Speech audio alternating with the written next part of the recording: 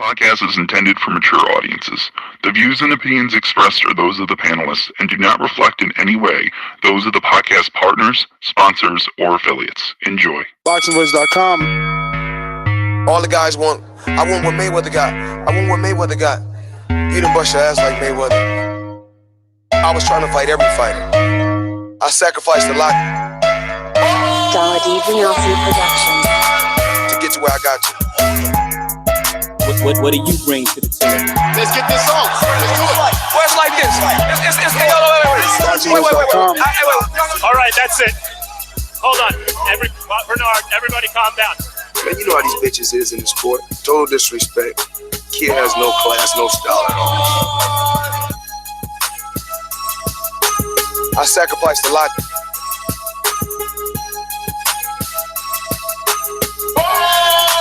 ThaBoxingvoice.com to get to where I got to.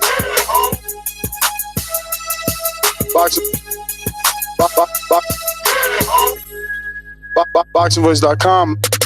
Welcome back, ladies and gentlemen. Welcome back to another Sunday edition of the Boxing Voice Radio. I am back, Nestor Gibbs. Find me on Instagram and Twitter at NestGTO.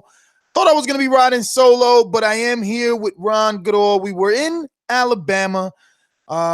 This is Ron's first camp life, so we did that. Deontay Wilder will be discussing that as one of the topics, our camp life, our experience, everything. Deontay Wilder, Dominic Brazil, as well as a jam-packed show with just a bunch of topics. Obviously, we got to discuss the 30-day weigh-in for Canelo and Jacobs. Vladimir Klitschko hitting us on the head with another April Fool's. Manny Pacquiao signing to Rizin Promotions. Is he going to fight Nashikawa now? If I'm saying the same right, tension. I know that, right? Is he going to get a tension fight? Joseph Parker back in the headlines, meeting with ESPN, Dazn, and PBC. We got news and notes with Dillian White, ripping Manuel Charr for turning down a fight. But, I think we're going to be ripping Dillian White. But a lot of other stuff to talk about, but no sense in getting into every last detail when we could get into every detail during the show. Let me head on out to my co-host in the East Coast, Brooklyn. Stand up. ThaBoxingvoice.com. I've been doing this. I ain't been up and fell off. I've been through the Lennox Lewis era, the Nassim Hamed era, the Sugar Shane Moses era, the Oscar De La Hoya era, the Mark Anthony era. I've been through all the eras, and I still been telling. You do too much talk. The thing is this. People want their subjective preference to be the objective reality. HBO needs to fire you. You don't know shit about ThaBoxingvoice.com.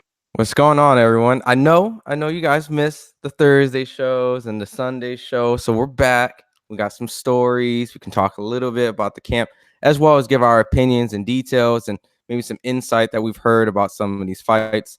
The most weird, shocking news that I want to just address quickly is Manny Pacquiao and Rizin. Like, is this going to be some stage stuff going on over there? Or are we looking at maybe Manny Pacquiao and Mayweather in Japan on some MMA or boxing? Or is Showtime okay with this? Or is Manny Pacquiao doing some promotion stuff? That's probably the most interesting news. But in addition to all of that, I think we're also going to talk a little bit in the future of the potential showdowns of these welterweights, of the Thurmans and the Spences and the Porters, and give some of our opinions. But other than that, let's just start the show, man. Let's start this out. Yeah, let's get right into it, man. I mean, first, I guess, I guess I should give you the stage, I'm thinking, because it's your first camp life, your first time with Deontay Wilder. Just let us know what that experience was like for you, and then I'll jump in.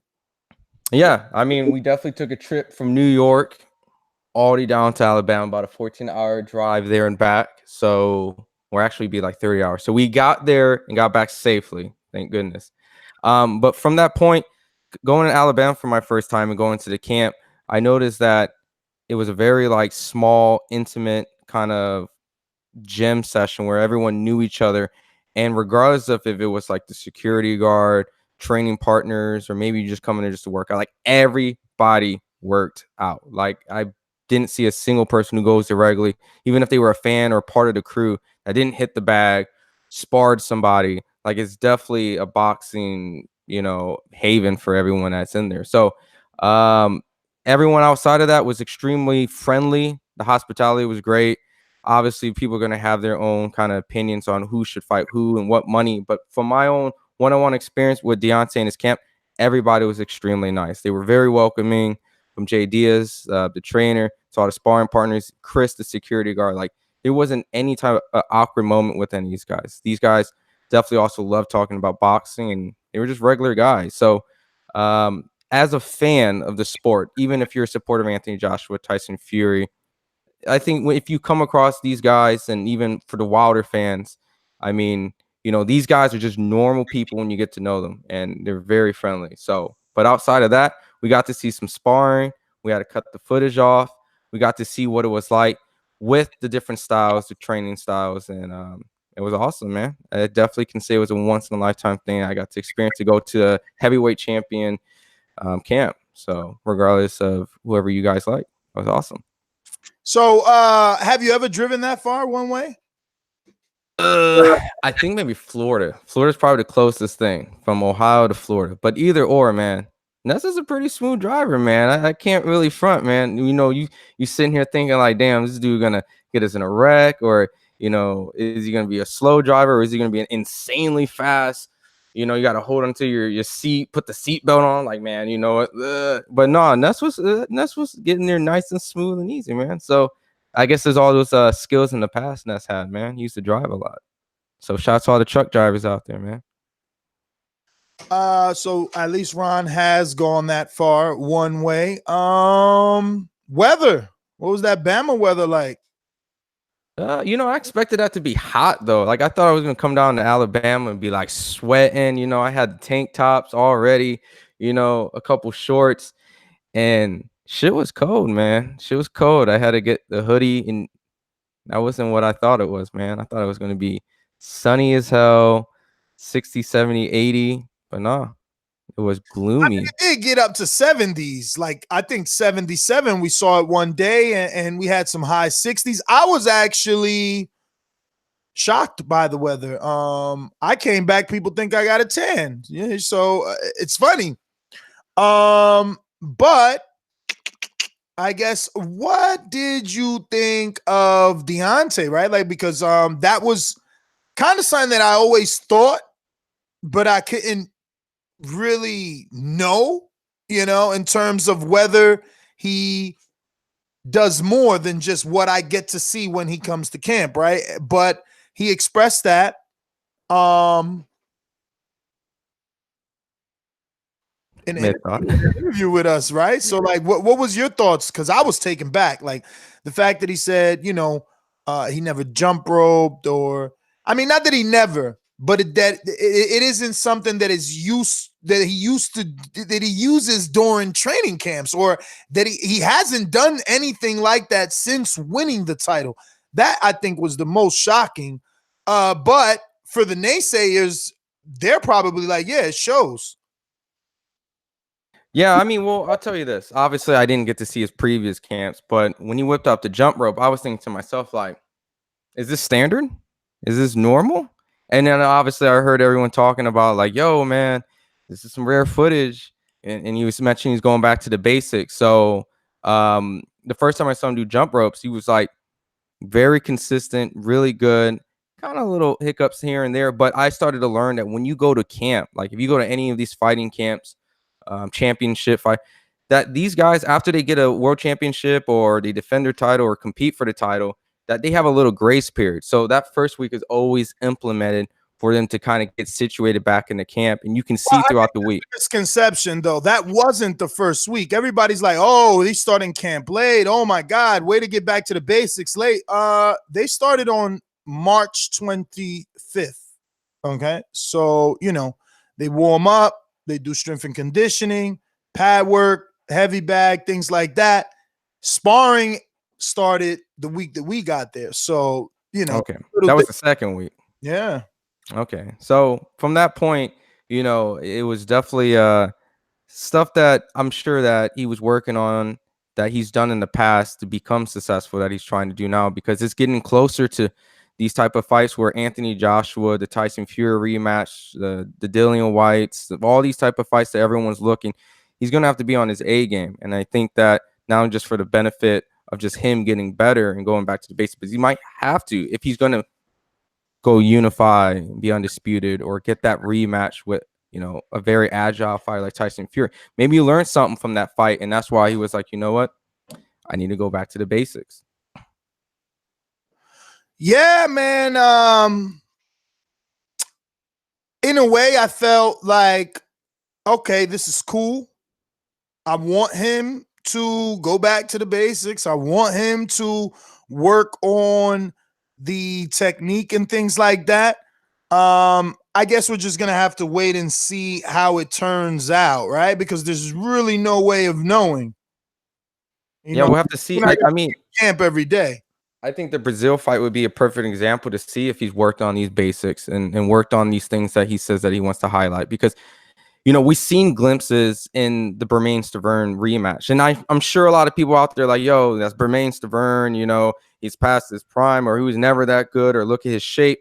But even from that point, even if you dislike Deontay Wilder, you saw glimpses of the jab, him being on the ball, his foot moving, setting up the punches. He looked really sharp in that first round before he stopped him. And then he went into his infamous knockout style. But prior to that, I liked what I saw, and he gave me those indications that he's capable of doing it. So that's what I want to see in the Dominic Brazil fight. Is he going to get back to those type of jabs, those setups, those straights? You know, you can see he was really sharp against Bermane-Stiverne. But if you can do it Dominic Brazil and continue to do it against like Dillian Whyte's Fury in a rematch for AJ, then I got to give him props. But we'll see. So obviously this is your first camp with him. He put on weight. I wasn't able to see that. It's so interesting when, you know, to see like boxing fans, like we went live or we uploaded a video and they're like, wow, he put on weight. And then I asked him and he's like, yeah, I'm 222 solid. And it's like, holy shit, how can people just see that? I didn't notice that. And I was right there. Did you know off the bat, like, oh, he's bigger? He's, you know? Yeah, I mean, well, I saw him at that press conference. And so, I mean, those are the only two times I saw him at the press conference and then obviously the camp. But he did look like he put up more weight from those two time periods. And so, obviously, everyone on the internet noticed right away. You noticed. And so, I guess that was another thing he learned, that maybe he can't come in as light. But there's been always stories that he's been sick, right? Was these well, quote, you can hear it on the telecast for Showtime when they were showing the weigh, and it's still there. You know, he says, you know, I'm sick and I want to put on my jacket. He didn't want to do a shirtless weigh-in. Yeah, I mean, I've heard of people saying on top of that, he looks really top heavy, and you know, and infamous that he's had like skinny legs. And I was at the camp wondering, like, how the hell does he generate this power with like, you know, smaller legs than a lot of these other heavyweights? Some of the sparring partners that came in there, like Joe, I'm like, dude, this dude's calves are huge compared to Deontay Wilder's, but Deontay was able to still generate the power with those calves. So I don't know where the weight's supposed to be at. I don't know if it should be more on the shoulders, his legs, but he did look bigger. And I'm curious what the bigger Deontay Wilder would do in this part of his career. Yeah, interesting. So, anything that you saw gives you an indication that he will win, lose. Brazil has more, less of an opportunity. You know, I think it's just too soon for me to like make that. You know, I've only seen him from a couple of days at the camp, and sure enough, that was the first sparring week. Jay told me a couple of their tactics that they're trying to work on. So I think, my honest opinion, I think that he was getting to the camp. He looked like he was trying to sharpen up on some different tools. He was doing some jabs, but I really, really want to just make sure that he just goes back to the stuff he was doing in the Bermane-Stiverne 2 fight. And if I see more of that, then I'm going to be happy. The setups, the flicking of the jab, the moving, the circling consistently, being on the balls of his feet. And I think that jump roping was the indication that he's trying to do that. He's trying to be more on ball his feet, work on the stamina. Looks like he wants to move more, be more agile. And that's what I'm waiting for. So we'll see on his May 18th in Dominic Brazil. And knocks him out quick too, man. You don't want to see a long fight like that, because you know they're already going to compare him with the Anthony Joshua performance. We know Dominic Breazeale has been claimed to be a durable, big guy. So that's what all the fans are going to see if he can do it. Not even just quicker, but maybe even better, you know. But we'll see. Definitely. I don't know, man. So, in terms of the sparring, I guess, what you think of that? Have you ever seen any other live high level sparring, or at least any type of sparring? I've seen sparring. I've never seen heavyweight, obviously world champion. That was my first time.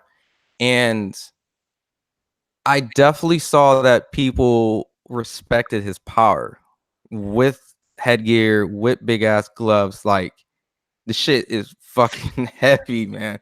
So with that respect, some of the previous sparring partners that came in there, you can tell they knew how to get him going. And when they had some new guys who hasn't been there, you can tell that they were very cautious. I saw Deontay land a good shot, and the sparring partner was, yeah, that was a good shot, man. That was, and knowing off that, Deontay was like, yo, here comes another one. So there was a tense sparring sessions in there, and over the course of time, I definitely saw him getting sharper and sharper. But I want to see him work on the jab, work on the boxing, and prevent these guys coming in on him, you know? And that's what Dominic Breazeale poses, a guy who wants to come in, want to fight, get in your face, make it a brawl. So I saw glimpses of that, and I definitely want to see him continue more of that. But it was dope. It was always dope to see heavyweight sparring, though, man. Like, that shit was cool as fuck, man. I definitely can say that was awesome as a fan and even just a reporter just going into it. It's never seen anything like it. Cool. So, I want to come back, man. I hear they're bringing in Junior Fa. I think he gave you and Mike the list of the next people that we're going to be on and whatnot. But, yeah. I want to see how Junior Fa looks with Wilder and what type of pressure he puts on him in sparring. See what he brings that's going to be different from any other past sparring partners that I've seen there, you know, because we've seen Craig Lewis this time, and we've seen Roberto Alfonso this time. And those are names I know, names I've seen over and over. You know, I always like it. We got to meet Joey, you know, Cusimano. So that was good. I always like it when it's a new guy there and I get to see what they bring to the table and how the champ reacts to that, you know. But he's looking good. Hopefully, you know, we get past this Breazeale fight and he could get into negotiations and get get us the fights that we want. Doesn't look like it's going to happen this year, though. I'm telling you. I'm not feeling this year at all. Just going based off the interviews and the time we spent out there, I'm going to say 2020, unless it's the other side, you know, coming so correct that they have to, like, you know, look at it to this year, right? But it didn't sound like that to me. What about for you? Nah, man, I started this year out being very pessimistic just because I was being, I guess, maybe more realistic instead of a pessimist, just because of the fact that, like, we get it. It's heavyweight boxing. There's a lot of money coming involved into this division. These guys definitely have to come to terms. Either Deontay has to accept what's given, or AJ has to, you know, work out a deal that's acceptable, or vice versa. Deontay's team has to send out a deal and it works out. So at this point, we already know that Anthony Joshua has 3 belts. Some sort of mandatory is going to come about. We know Miller is a voluntary. So following all this, there's going to be these other heavyweights that are lined up, depending on if Pulev can get out of that situation. And Dillian White's over there barking up a tree for the WBO. And, you know, we also got Usyk coming in the heavyweight division. I doubt he's going to go right away, but there's just so many other factors now that I can easily see that if they don't come to negotiations right away, I mean, even Fury, AJ, I mean, those guys can probably work something out if they can. There's just too many variables. It's not going to happen in 2020. If it does, it's not going to happen in 2019. If it does, I'll be shocked. Realistically, 2020, maybe at the end. I mean, that's where it's at, right?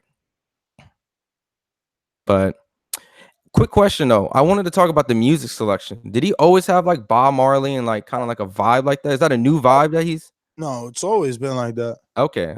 So he always comes to trains with that. Yeah, I mean, I got an interview. Remember when he had the dreads? I got an interview where he says some shit like, you know, that he's like Rastafarian or some shit like, you know, his family or whatnot. Oh, I didn't even know Hot Sauce Gross was in the building at all. Hot Sauce, wait a minute, as we got some new shit for you, but that's gonna have to wait. You know, I wasn't expecting Hot Sauce. He told me he was sick. But yeah, no, the Bob Marley flow has always been there, man. It kind of sucks if you're you know, a videographer, because then you got this music copyright, but it works. It works for him, and he's always been on it. So I've seen a lot of people like that too, like from the live. When we went live, every now and then, obviously, you would get a little bit of the music, and people were really into the Bob Marley in the gym. I wonder why. I mean, I guess the stance of what Bob Marley is, you know, I know a lot of people view Deontay Wilder's standpoint as something that they can relate to, you know. So I don't know. It did seem a little epic though at moments though when that music was playing. But I'm curious what other heavyweights train to though, because you know I would assume like some dudes just come in and just hard rap, man, or like maybe in UK they got some like UK grime or some like. I mean, Skepta and stuff. When I'm in Philly, Danny definitely playing, you know, Meek, like some real gutter rap, or now he finally on some Manuel and Bad Bunny, you know what I'm saying? It took him forever, but he finally on it. But let me get Hot Sauce Gross on this motherfucker. Production.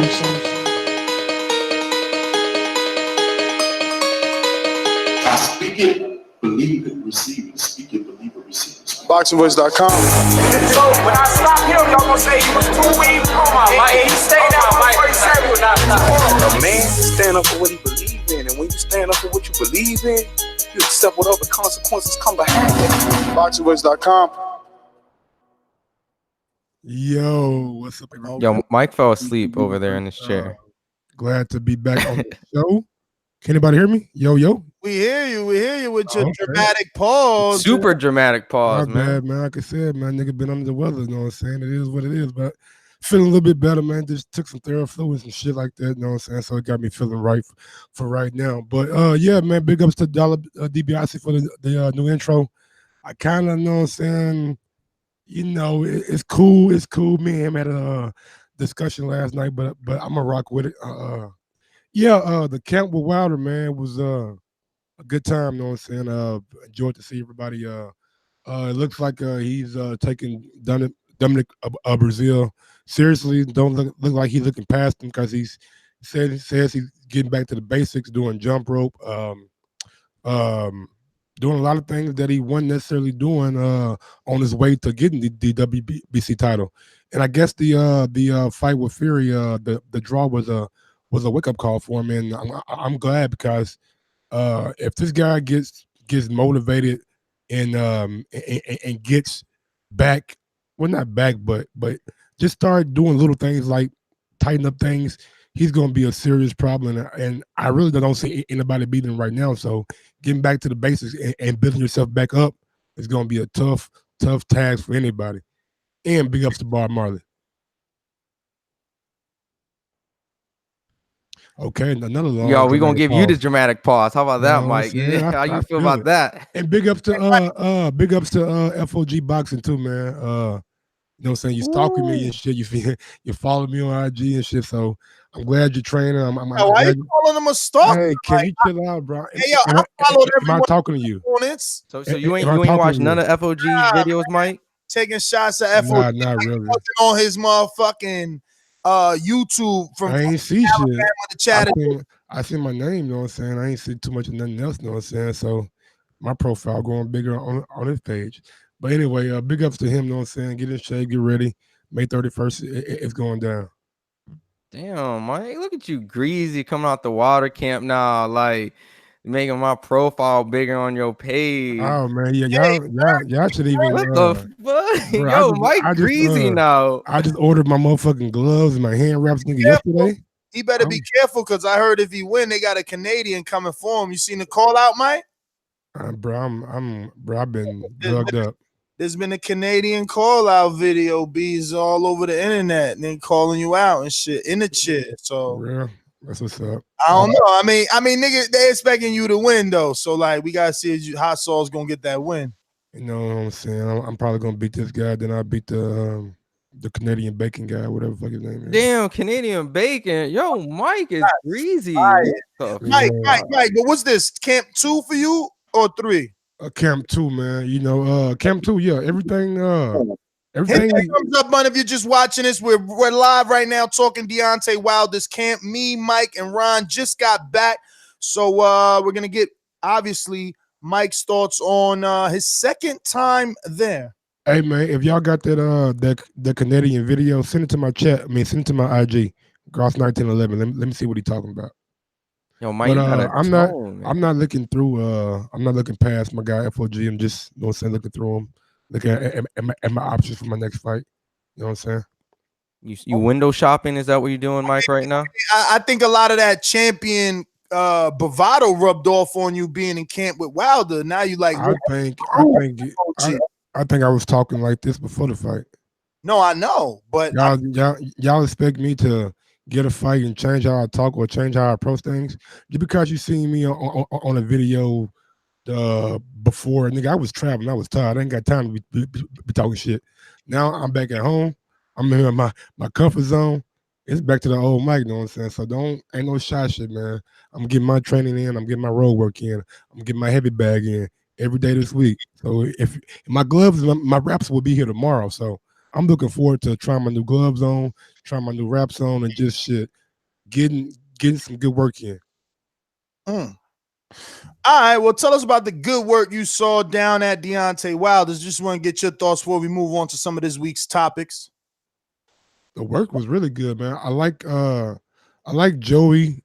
Joey was kind of timid at first, but I felt like once he got comfortable, he started letting his hands go a little bit more.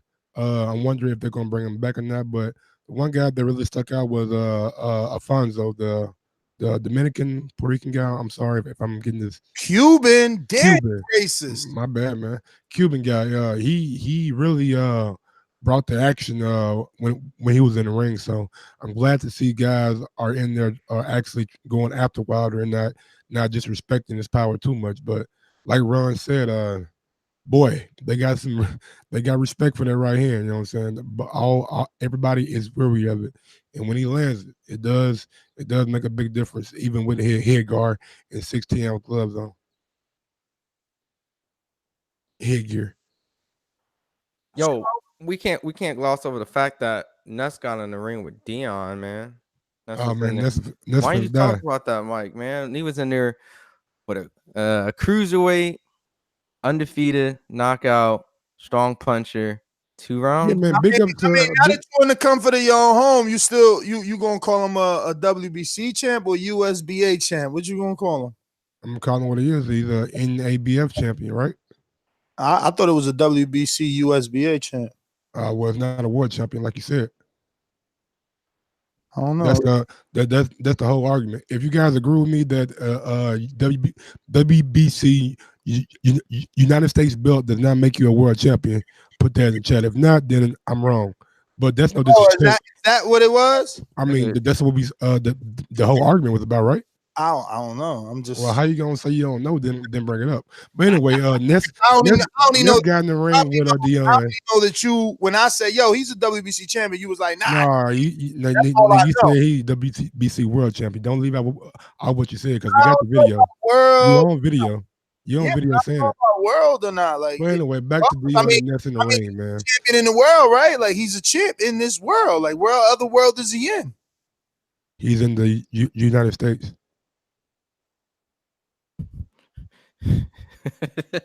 That's why it says WBC United States champion. Yeah, I mean, and so you saying a UK dude couldn't fight him for that belt? Is what you're saying? What, nigga? Could a UK dude? Hell no, can a motherfucking US nigga go fight for a British title? So you saying if Yeah, y'all, come on, so man. wait, so I know you argue with you, saying man, but goddamn, wait, man, wait, you wait. Nah. better argue with me, bro. No. So you saying if Yard and him fought, that title won't That be shit is not on the line now, dog. Why? Yard's not from the United States, man. He's not ranked in the United Who States. says you got to be? You gotta be ranked in the United States to fucking get that belt. I would assume. I never heard of that. All right, man. Well, back to the sparring with Dion. Big ups to Dion because not only did he show Ness what the mental pressure does, he also allowed Ness to get off shots and not necessarily throw shots back at him. Just being right in front of him. Whoa. What you mean get off shots? Like I ain't earned mines. I mean, he let you. He didn't really like throw back at you. What? I didn't really see him. Throw back at so I was making up the body shots I was feeling. Like I don't get you, bruh. But he wasn't going that. He was probably going about 50%, 60% with you. What? Yes, come on. Yo, we about to get rid of Mike for real. Was it 50%? I wasn't there. I was editing some videos at the hotel. Come on, Ness, man. That motherfucker was going 150. If the nigga wanted to get you out of there, nigga, he would have got you out of there, bro. Got me out of there.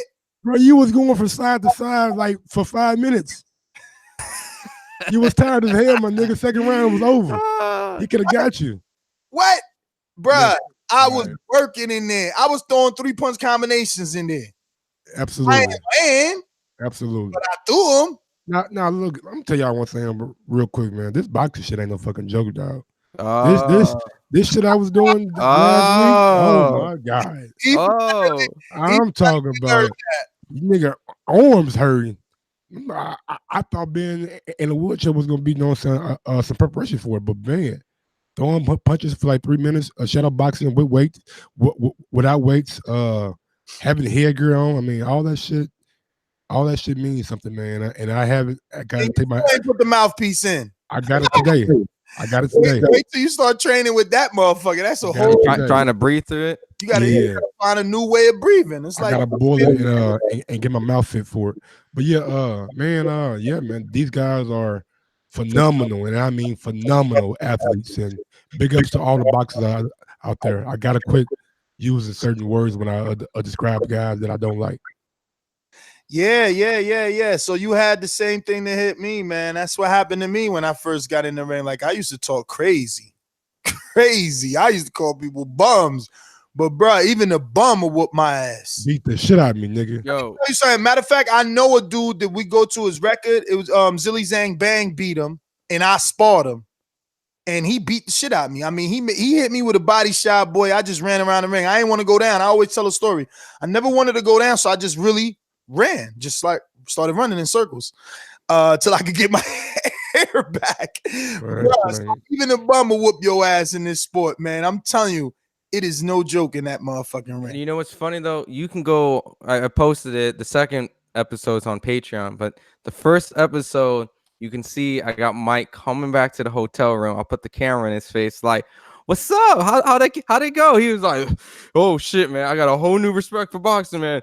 No, never again. No, whole new respect." You can see Mike's whole facial expression. He's a believer now, man. These guys really put in the work, regardless if you think they're bums or not. They'll kick your ass. I've been knowing, you know what I'm saying, but I just didn't know how tough it was.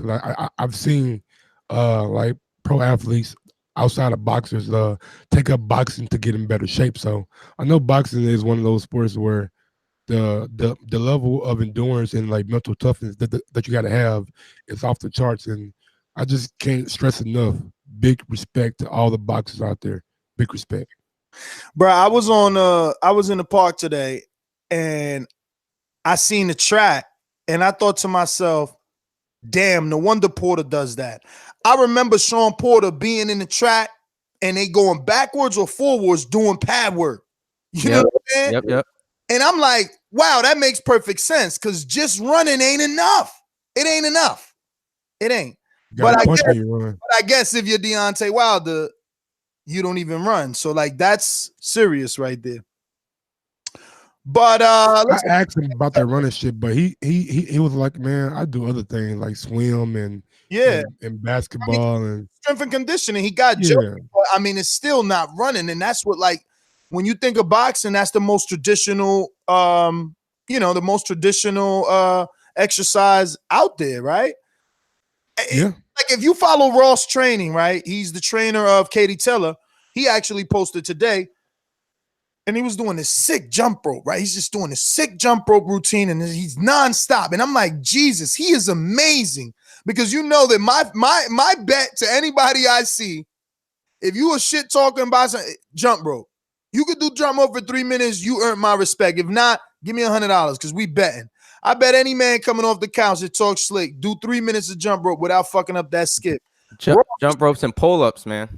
Oh yeah, and pull-ups. Hey, yo. I learned this lesson about them 10 pull-ups. I told y'all, pull-ups is serious, brother. I learned that shit. Man, my chair came apart, man. My chair wasn't strapped to me good. You know what I'm saying? You did a lot of good things this week. You don't even need to lie and try to take credit. My chair wasn't strapped to me right. If I had a seatbelt, I felt like I could have did maybe. You was never going 4 or to 5. Maybe probably not 10. Yeah, 10 was just me talking shit. You weren't gonna do 10. wasn't gonna do 10. I could have did 5.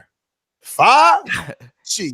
5 proper. You should have just did him the way FOG did him from the door. You went wide. I knew it was done. I went wide. He took the wide. What he was like, yo, let me show you. Arm, if you gonna do it, man, you gonna do it right? You ain't gonna do it like playing around. Ain't no playing. You just came in there, trying to big ball it, man. You were like, man, let me. Oh yeah, did y'all see Deontay Wilder on the Final Four thing yesterday? Oh, you guys don't watch. Well, I did. I don't know if Ness did. I seen his Instagram showing that he was at the Alabama game. Well, they actually had him do like a little interview in between the games or during halftime, and that was a big look for him because I don't know if you know, but March Madness is like one of those sporting events that the world watches. You know what I'm saying? And people got to if they didn't know, they got to know who the WBC champion is. So big up to Showtime. I'll tell you and one CBS thing, for putting them on that platform. What they did do is they also brought up Anthony Joshua and asked them, yo, when the fight gonna happen? Like, when y'all gonna make this fight? You saw that? Smart, yeah.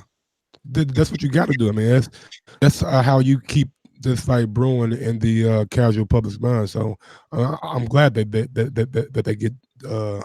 that. But yep. Let's see, man. What's else on the docket? Vladimir Klitschko says he'll never say never on ring return.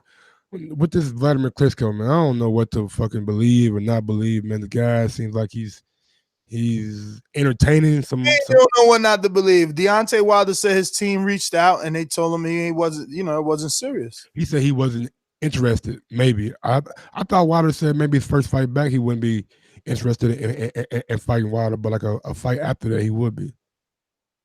I don't know. Maybe we heard something different, but he says never say never. So look, they're definitely building up that fight, the super fight between Wilder and Anthony Joshua. So at that point, all exposure is good exposure, and just seeing like, NBA players like Charles Barkley there and stuff talking about it. As a boxing fan, you have to just appreciate the fact, like, yes, mainstream sports is putting boxing here. Out of all the programming, all the sporting events, out of everything out there, they put a boxer there talking about a boxing fight. So for boxing fans, hell yeah. That's awesome. Jack is such a troll, ladies and gentlemen. He's texting us privately, asking, did I hold my own with Dion? Just because he wants to fight Yard. So he wants me to say yes on some cocky, big-headed shit so that he could say, and you guys expect Yard to lose. Yeah, Jack, get a life, all right, brother? Go do an interview or something. Hey, we can talk about some of the stuff Jack was saying in the pre-pro about his border wars if you want to. We ain't gonna say nothing. What did he say? I didn't even see it. You remember? What he was saying to Hobby? Because what it seemed like he was saying to Hobby was like that he's not going to fight. I mean, all I'm saying is he sounded like he wanted fights, and then he sounded like he backed out of all the fights, and then he sounded like he wanted to fight people that was like half his size or 1/4 his size. And make sure y'all see me when I say this. Real quick, man, I want to take a little quick sidebar and just give my thoughts and condolences to the Nipsey Hussle family. And man, we lost a good guy, great rapper. great businessman, great entrepreneur, doing positive things for his community, and just a sad week this past week. But hearing a lot of people play his music and a lot of people, the outpour of a positive vibes for him makes me feel good. So big ups to Nipsey Hussle, and man, rest in peace, and yeah, man, living legend, live on, brother. What's crazy about that is that like his album or music was on repeat in Wilder's gym, and before his death, I never heard of this dude. Like I just didn't know him. I think I've seen him because like those pictures, some of those pictures with the braids to the back seem almost iconic. But I'm not sure. But then after like hearing the song so much, that last time that I checked song, I've obviously heard it in passing. Never actually searched them. Never Google searched them, never iTunes searched them, which is my go-to music source. I don't really do anything else. Rarely do YouTube unless iTunes doesn't have something. But I never heard of them. But on the same topic, I heard that on social media, Kodak Black is getting a lot of heat because he kind of like says some bullshit and was like, yo, I'm gonna let Lauren London mourn, but then like in a week I'm jumping on that because he was trying to date her. I mean, and I hear that the internet is coming at him hard for that. Like, I mean, yeah. Well, I mean, of course. Like, I've been listening to Nipsey Hussle for like 10 years now, and I remember when he was on the freshman cover list, bumping with Dom Kennedy. I was a big Nipsey Hussle fan, but sure enough, the support he's getting is rightfully so. Unfortunately, I think his biggest breakout year was last year, and unfortunately it happened. So you can, as a fan, I saw the grind was huge for a decade, and he finally, like, it was his year, and this happened. So it was unfortunate. And hearing stuff like that, I'm not gonna put a lot of bad energy out there, but come on, man, like the stuff that Kodak Black is allegedly saying and stuff, I don't approve it. I think that as men, we shouldn't go towards people's family like that. It's not cool, man. And I don't blame the internet going in on him. This internet, do your thing, man. Do your thing. Yeah, man. I just think that sometimes on the internet, respect is lost, and that's one of those things that should never be lost. And you should always respect people, man. At the end of the day, like disrespect won't be tolerated, and it hasn't been so far on the internet. So Kodak Black came out with an apology, but it was like a half-ass apology, and that really, you know what I'm saying, made me dislike Kodak a lot. You know what I'm saying? So I ain't really fucking with him no more. I love that we are the show where like the AJ protectors come. Look at this dude. Mind you, I've already timed him out like 4 times today. He's persistent. So I can't even pronounce your name, so you really won't get the shout out, but we'll read your comment. He says, where he obviously has wax in his ears, because listen to his comment. So you Google to find out about Nipsey because you don't know him.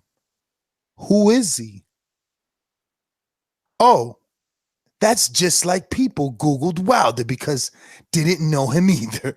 So obviously this is a comment to the article that ESPN did. Like they're so butthurt AJ was not on that list, or at least above Wilder on the list, that he's still talking about that.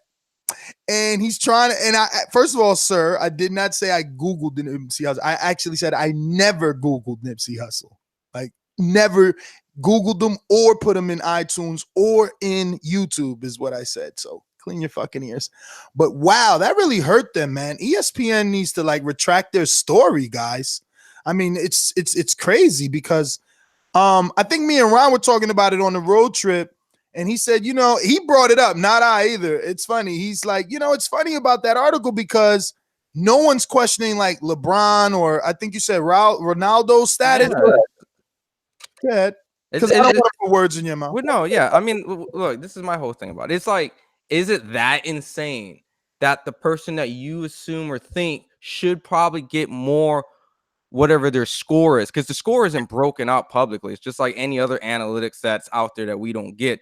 Their score calculates all these athletes, and most of the athletes on there, they don't get questioned. Maybe you could probably like, oh, LeBron should be over here or Ronaldo, but the placement isn't so far-fetched. So when you get boxing in a year where I think most people feel that the Deontay Wilder and Tyson Fury fight probably was a more closer of a super fight than like some Anthony Joshua's of that year. It's not so strange to see the viral till this day and the knockdowns and the resurgence. There's replay value. It's like many times people don't just go Google search one thing like, oh, who, like for example, that combat, oh, who's Nipsey Hussle? They go in there, oh, who is he? Okay, cool. Maybe they like a song, so then it's replay value. They play it again and again and again. They saw the knockdown, they saw the tilted. So the score itself is a score, man. Like he got there this year. We'll see what it'll be this year. You know, maybe Anthony Joshua turns it over. Like, let's get over it. It's just a score, man. Don't get so far, you know, take the score so far up your ass and just get so upset. You win some, you lose some. Every fighter doesn't win everything on the chart. So, and this is the ESPN score list. All right. You guys don't have ESPN over there. Don't worry about it. You know, don't worry about all the score stuff, man. Just let things be out there and just move on. So, yeah, man. Motherfuckers gonna hate anyway, so it don't really matter what we say. They gonna like it, they gonna dislike it, or they don't like really gonna care. So, Mike, side note, did you watch Pet Sematary? no, I ain't even check that shit. I don't watch that shit, bro. What is that? What? Stephen King fucking Oh wow, fuck, damn, I forgot about that shit was coming out. No, I did watch Damn. no, what's the shit called with fuck? Bruce Willis? Bruce Willis. What? Glass. Oh, damn, you late. Yeah, I watched it last night. He's deleted. What the hell? That shit on DVD already. It is? I mean, whatever. We'll talk about Shazam, Glass, and fucking Pet Sematary I'm glad I ain't. on tomorrow's episode of Untitled. Jeez Louise. Pet Sematary. Ron, you did anything when you got back, or you just been napping? I got back and I watched some of that NCAA, and I watched some of that bare knuckle boxing. Baby, I'm guilty. yeah. I'm guilty. I watched some of that shit. Oh, fight already? No, No. His opponent fought on. Yo, look, that shit is so inhumane to a That shit degree. is brutal, I don't man. know if their raps are cutting them. Like that shit is crazy. Pictures Bro, of that's of like Paulie's cotton, bro. opponent. I seen the pictures of Paulie's opponent. That shit, his face is all. He might not even make Paulie's fight, right? Like, how's his face gonna heal? I mean, it's, Both eyes. that shit was brutal, and I've seen a couple of them I didn't before see the too. fight. I just seen his like the pictures are everywhere, obviously, in social media. That shit was like a bloodbath, and I know there's like different techniques involved in it because it's like a fusion of MMA and boxing, and I think you can hold behind someone's head, do uppercuts and shit. That shit was fucking yo. I know Paulie got the skill, but I'm just concerned, man. That shit just don't look pretty in there. They got a Tony Tarver also doing a commentary. Yep. He's been doing it since the first one. I've seen a couple, but that shit's brutal, man. That shit's brutal as fuck. The crowd love it though, boy. I'm talking about they down there. And yo, you know what's crazy? You know what's crazy? It was a fight in the crowd. The promoter retracted on this, and I think he was just saying a formality, but it pissed a lot of people off when there was a fight that didn't build up the excitement. Or he was like, yo, he came in, I forgot the dude's name. He's like the CEO of Bare Knuckle. This nigga ain't get paid. He's like, I'm taking half of this dude's pay and giving it to the other opponent. Yeah, like, yo, that made Twitter go crazy. Like, what the fudge? You taking half of the opponent's money? But like I said, he retracted it. Some saying, oh, you're just saying that, but don't say that. Yeah, you better be careful. Yeah. Talking about taking someone's pay just because you don't like the performance. Hold up now. You weren't in that ring getting fucked up with no fucking gloves, bare knuckle boxing. I'm telling you, man, they raps are cutting the shit out of them because the that's what I'm saying. The cotton is they're like in their face over and over and over again. What the fuck? You can hit someone with your wrist and like cut their whole face open. You can fuck people up in that shit, bro. That shit. And the ref, man, the ref calling knockdowns that ain't knockdowns, calling knockdowns that are knockdowns. I'm like, I don't know how they scored it. The amount of knockdowns in that fight, they were like 47, 48. I'm like, what? That should be like 32 and 30. Like the amount of fucking knockdowns in that fight. That shit is crazy. That should be like 1 and 2 point rounds. The way they were dropping. Jeez. So Manny Pacquiao, Rizin. This some Al Heyman shit, right? Like we always thought it was Floyd that got the tension deal, but obviously Al, right? We know who behind the scenes. No, I honestly, because it was attention out of boxing circus type of shit, I never thought Al was involved. But now that Pacquiao is getting the same fucking deal, it's like, yo, I'm giving all my dogs a bone. Just because Floyd's not fighting, don't mean he's not still not being advised by Al Heyman. I understand that, but it just was so out of the box to me, Mike, to think Al brokered that deal for Floyd. Like, we all were laughing at it. I mean, and anyway, I still don't think Al brokered it, because if Al would have brokered it, why wouldn't we get to watch it? Why wouldn't they capitalize on the U.S. market, which is Floyd's biggest market? It's not for like a competition. It's like for exhibition. You know what I'm saying? It's not. So what you think? We wouldn't buy it? We wouldn't buy it on Fight TV, on Dazn, on wherever for 10. I think it would like diminish maybe Floyd's reputation over. But it's the internet, bro. We all saw it. I mean, we're gonna see it anyway for free, right? You can't say it diminishes anything. It happened. It happened. I know it happened, but it didn't happen over here live, and we didn't pay for it. Oh my God! And then he again with this live. It don't matter. It don't matter. It happened. Oh, seeked it out. We seeked it out as boxing fans. We seeked it out. We found it. Hell yeah! And his Instagram was popping. He had all this stuff building up to it. Look, bro. I fucking okay, let me get something on one second. And that would popping like 17,000 watching his live put on his raps. If y'all would have had to pay $100 for that fight, would you guys? Homie, nobody got to pay 100. First of all, no, I'm asking you a question. Me 100. You don't know the economics. It's out of country, so we got to get it at a way cheaper. It probably would have been like 30, 40. No, it's a Rizin event. It would have been like 30, 40 bucks. Man, that shit been on Fight TV before. You stop acting like it would have been like 30, 40, bro. Y'all know his number. We all know Floyd's number though. And they're not charging you 100 for 3 rounds, Mike. Just to disprove that point, they did it without the U.S. pay-per-view. That's what I'm saying, Ron. So why would it have to be 100? They didn't need 100. It wasn't broadcast over here because we knew it was a circus. Listen, let's not get hung up on the price of a hypothetical pay-per-view that didn't even take place. Let's get back to the point, Ron. I don't think Heyman had anything to do with Floyd fighting tension. Do you? No. Okay. At least when I first thought. That's a question. That's a question for the universe and any callers that are going to call in. 1-425-569-5241. Add Nestor Gibbs on Skype. Be part of the conversation. We must be friends in order to be part of the conversation. Press 1 if you want to speak. That's one of our questions to you guys. You can answer in the chat. You can answer by calling in. Do you think Al has anything to do with Floyd signing that Rizin deal? And now, obviously, Pacquiao, who is advised by Al, signing the same deal. We don't even know like what the fuck it is. Like we just see there's just like pictures. There's like the CEO of Rizin. I never know how to say his name. It's supposed to be an announcement coming up week. Wait a minute. What I seen was pictures of him signing a contract is what they're but there's nothing. They're revealing something. There's nothing. We can't spread any type of gossip or news of what it is. We don't know if he's signing fighters to it. We don't know if he's participating in it. All we see, we know, he could be a fucking face. It's not even a fight. Exactly. We don't know. It could be a Mayweather Pacquiao 2 and Rizin. Like we don't know what it could be. So who is doing these show notes? Manny Pacquiao signs Rizin deal or Rizin deal. I mean, he didn't sign a Rizin deal, right? It's a deal. It's a deal, but we don't know the terms of the deal. They're gonna announce something. So there's nothing. You know, that was Mike's little topic. You see, it's a deal. Mike, you put it in there. Really good at this job, I'm telling y'all, man. Oh, he put a question mark. That's why you fell for the mousetrap. They never look at the question marks, Ron. They never look at the question marks. Look, either or, man. Something's going on over in that Rizin money. Something's going on in that bare knuckle money. There's a whole bunch of weird shit going on right now, man. There's a whole bunch of he said that Rizin money. What? How much they paying, Ron? Has to be. I mean, if they're getting Floyd money. And then now they're trying to get Pacquiao over there. Like, think about that. Who the fuck? Think about that. Getting Mayweather and Pacquiao on a non-boxing? For what though?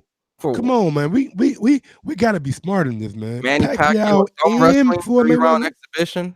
I'm just saying, if you got both of them, I just don't get why take all that money, pay these dudes, and not capitalize where their market is the strongest. Not even Pacquiao only does Filipino only fucking pay-per-views. You know what I'm saying? So it don't make sense. Like, if you're gonna keep signing these dudes, you better start selling us the fights to capitalize on all markets. And what's with those talks of, I think Mike Coppinger was putting out like, hey, the Thurman Pacquiao fight could happen possibly sometime in July. Then we get this. Like, is it reasonable to say that maybe Pacquiao is not gonna fight Thurman, or is he gonna do some extra shit and then go fight Thurman, like, and push that back? Because like those dates, July. Look, I ain't the smartest person that come when it comes to the boxing shit, but if you're rising and you already got Floyd to some kind of deal where he fights or he's promoted or he's doing something for the company, and you just signed just signed Pacquiao, it makes sense to try to match those guys up. You know what I'm saying? I mean, I don't know if it's possible. I don't know if they could do it, but if they can, I think it would be a good fight. And I mean, we would all want to see the Floyd Mayweather and Pacquiao rematch. We shall see. But yeah, that Rizin money over there, man, they doing something though, because I ain't never seen something get back to back like, Mayweather and Manny Pacquiao on some Rizin type of shit. Mean, it don't make no other sense though, Ron. Like, when you looking at it, I mean, just from the casual point of view, if you're a casual fan, you see both the guys signing runs, and you be like, oh shit, they trying to do something. You know what I'm saying? I mean, Floyd was in the Philippines, but he's saying he doesn't want to do the Manny Pacquiao fight. Like, he's like, it's not true, yada yada. I just think Floyd wants to announce shit on his own terms. He's always been like that. He wants to announce stuff when he wants to announce it. He don't want to give anybody the scoop, or if not coming from fight hype. So Jack resorted to he went that low, Ron. He said he'll fight you. Oh, I know. I was trying to throw the subliminal that saying that he wanted to go fight someone like 1/4 his size, but. I don't even ever talk of border wars. That was all Jack talking on that. So now, he's mad because you're, bringing up what he said. He doesn't want it. He doesn't want anyone to know what he said, because then he might have to actually live up to what he says. I mean, Jack just being Jack. I mean, you can't be mad at him for that. Yo, look, I have to put him on blast a little. So we've been putting in work. Ness was doing some interviews with Deontay. We got more stuff to put up, but there were some articles, and they were being published around on some respected, and it's like, yo, that's cool. Like, we doing some work. And once again, Jack just has to just not pat TBV on the back and just start throwing shots, man. I mean, it's Jack, dog. Why are you such a hater, man? Jack the hater. Jack, come on, man. Call in, Jack. But that's the thing I don't get. So many people that don't call in, like, there's so many of you that want us to discuss a topic, which we will not unless you bring it up. Bring it up.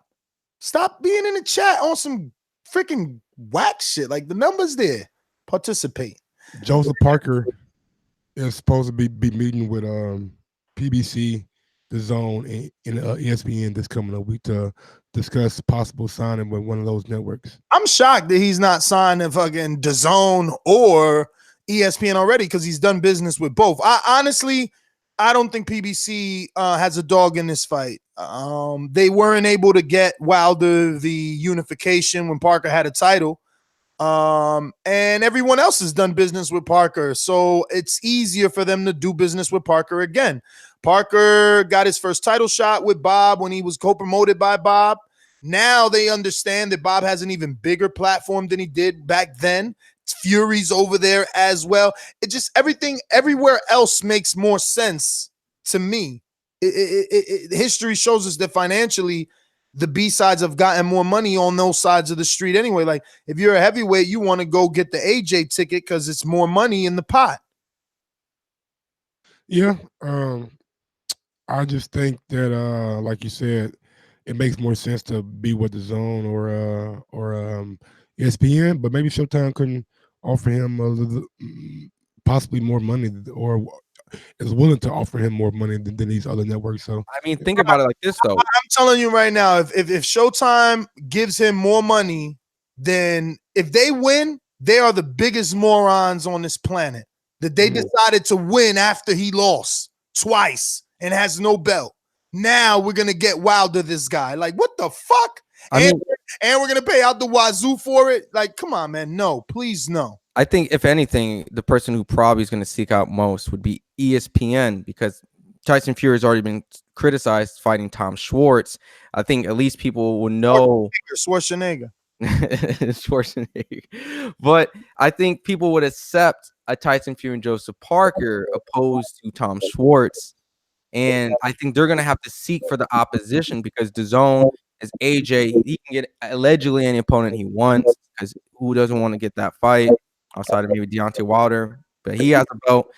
PBC already has a whole bunch of fighters already lined up, obligated, already built up. ESPN, heavyweight, Oscar Rivas, needs opponents. Yeah, ESPN should be seeking this guy out. They need heavyweights on their platform. If not, Tyson Fury doesn't get the Wilder fight. Who does he fight?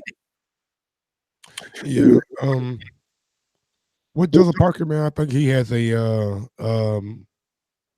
good position right now. You know what I'm saying everybody is in the heavyweight business, so he can maybe run the price up. It'll be exciting to see where he signs. Hopefully, it doesn't take that long.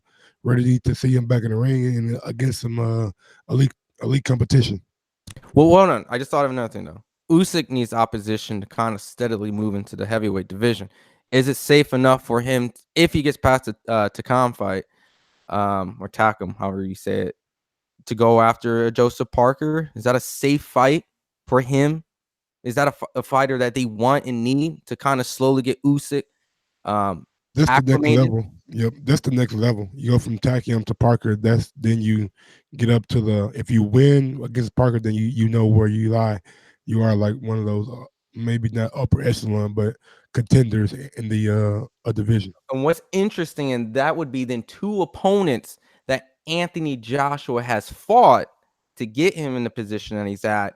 And a lot of people would be familiar with those opposition because of Anthony Joshua.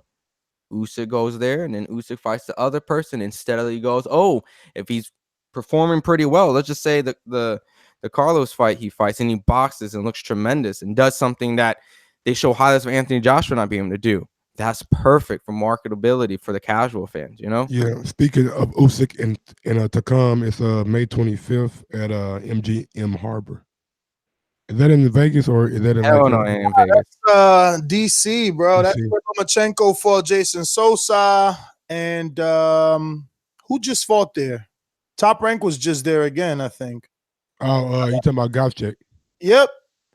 I don't know. I guess they have a Ukrainian demographic out there because Lomachenko fought there. Then now they're putting Usyk there, and you just said it. Gavchik fought this, so something we don't know. Yep. Speaking of one of Anthony Joshua old opponents, but that arena only holds like I think it's 28, and they scaled it up to like 3,000 one time or 3,300 maybe. That's cool. Dylan White rips Manuel Charr for turning down the fight with him. Dylan White still doesn't have an opponent for his date. I think it's June 13th. So he's still out there looking. So maybe he should go ahead and offer Ortiz what they offer Manuel Charr and go and get that rocking. Does Manuel Charr have one of those random WBA belts? He is a WBA regular champion, I do believe. So what are the three belts? There's the super, the regular, there's a gold, and something else? No, in the WBA, there's a super, regular, and an interim. Oh my God. There's an interim. No. Why do you do this, WBA? Why do you do this nonsense? Yeah, they got a lot of belts, man. What the fudge? Speaking of fights this weekend, Martin McCauley stops Marius Wack. I believe it was like around 8 or 9. And Marius Wack fought Dylan White, and I believe he also fought Big Baby Miller. So yeah, Martin McCauley, he's back on the winning track after suffering a loss to Michael Hunter.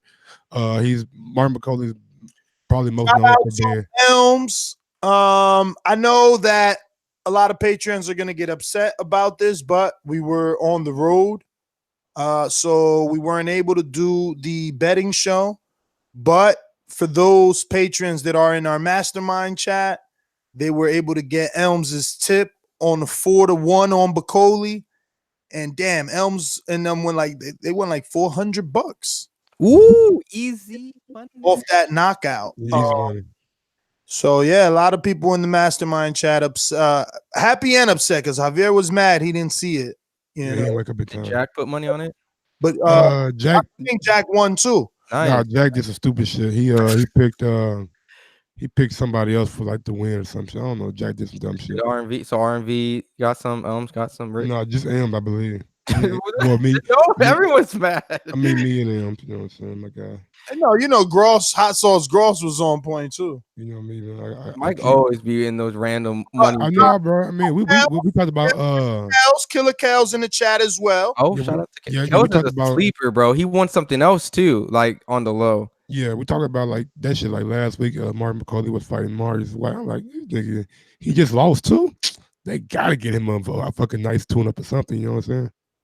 Yo, but Maurice Vach, man, he just keeps losing nonstop. He old as fuck, ain't he now?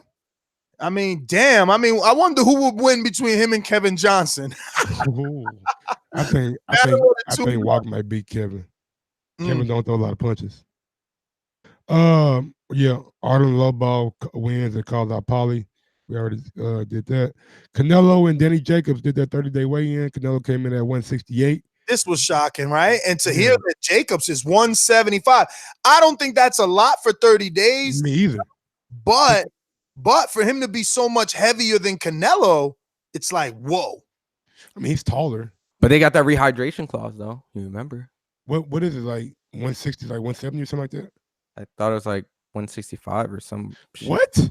Or is it 170? I could be wrong. Danny Jacobs better than I had agreed to 165. It's the 10 pound. It's the same as the It's 170. Same IBF clause, but they just extended it for this. Oh, okay. So they're gonna do like the 10 pounds in the morning. Then he can, after the morning weigh-in, he can come in whatever you want to come in at. Yeah. Look, I got an interview with Andre Rozier. Just head on over to the YouTube channel at youtube.com/ThaBoxingVoice and type in Andre Rozier and you'll be able to find it. He talks in depth about it. And he lets you know that it wasn't their idea, and that the IBF, it was not an IBF rule. It was a, Team Canelo rule. So check it out. Yeah. Yeah, there's a lot of back and forth to all that stuff, man. They're saying Canelo side saying they didn't do it. Yep. That's not in theirs. Say what? I thought the whole Canelo side and Oscar saying they didn't do it. Yeah, they said they didn't do it. So it's like obviously some hoopla up there in the world. Yeah, I mean, sure. The A side is saying they didn't do it. Meanwhile, it benefits the A side. Come on, guys. Like, get the fuck out of here. We're just I put my interview in the chat. You can click that YouTube link and listen to Andre Rozier, and you tell me if he sounds like he knew or they didn't know, right? But what else is on the agenda? Callum Smith is on the Joshua Miller undercard. Also, they added somebody else to the undercard too. That my name slips my mind right now. Also, Top Rank owes $520,000 for Terrence Crawford contract. I believe it was from an old promoter or old manager or something like that. Usyk did that. Kovalev versus Anthony Yard purse pushed back. 10-day extension. So I don't know. Well, Kathy Duva asked for a extension on that. So we'll see how that plays out. It's interesting though. Let's not gloss over it. She asked for the extension, right? Like now, let's remember, it's been Tundi and Yard saying they're the A side. So if it was them saying we only want this fight in the UK, she would have called the purse bid. I think that maybe they made a deal that is having her think about it, or maybe she's presenting them with a deal that they are thinking about, because it's her asking for an extension. Remember, she's got the champion. So if these guys that sound like they don't want to play ball don't play ball, she just calls the purse bid. When's that court date or whatever Sergey has to do? Is it like the 19th or something? 19th, yes, sir. So that's next week on a Friday. So you think that they 19th next week? Like, why? Today's the 7th, dude. Or all right, but listen, next week, right? Why would you postpone? 19th is next week. 19th is next week. It's next week. Next week. Okay. Well, this is this week, and then it's 12 days, nigga. Like, come on now. I ain't the smartest person in the world. Listen, all I'm saying is, why would you postpone it? I don't know. Well, then they make it. So there. What's the thing? Is Russia an option and UK the option? Right. Those are the two that they're looking at. That was presented. Because I heard something about they were going to do a possible Russia fight or deal for the yard fight. I mean, I heard rumors of Russia, but I don't know what the heck if that's true, bro. Like, Come on, Mike, you like yard? Is this true? Yeah, What's I mean, the Russia thing? On the outside looking in, man, it just seems like maybe, like Ness said, they presented Kathy Duva with a deal that she's thinking about taking, and maybe benefits Kovalev too. And she has to present it to Kovalev and let him look at it. So we'll see how it plays out. But from the outside looking in, it just seems like the Kovalev side is just trying to buy a little bit more time. As a fan, make that shit in Russia on some Rocky IV, Drago shit. Go in there, fighting a whole bunch of in a hometown. See if you really that dude. If Yard beat Sergey in Russia on some hometown advantage, that Yard the truth. You know what I mean? Not saying that he's not the truth. He beat Sergey in the UK, but going over in Russia and doing some Rocky IV shit would be dope as hell on some fan shit. Like watching him come out there trying to win that title there. That'd be dope. I wouldn't be opposed to that. Yes, sir. A couple more things. Marcos McDonough wants to fight 3 times this year. Looks like he's getting in some shape, shredding a lot of weight, hitting like he's hitting hard, as hard as he ever does. So I'd be excited to see him back in the 147 mix and see how he shakes out. Last thing on the docket, Jamal Charlo versus Brandon Adams. So it seems like those two guys will be fighting each other. Brandon Adams was linked to Triple G and Jamal Charlo, but it seems like Al Heyman and the PBC side probably made a more lucrative offer to Brandon Adams. Can I also talk and address on one thing? Obviously, this is going to be something that everyone's been spamming in the chat and it's been all over the place. There's actual don't do it. Don't do it. Don't do it. Don't bring it up. Why can't he call in? Yeah. Don't bring it up. No, I've been getting texts all over the place. I just want to say there's no evidence out there. No articles. I can't verify that. Call in. You don't need to speak about it because I couldn't find shit. So you need to let the jackasses making it up say it.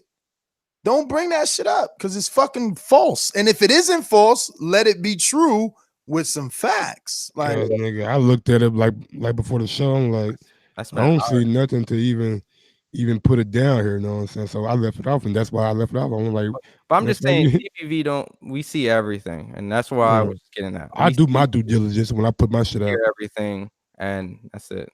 So. I ain't gotta say shit now.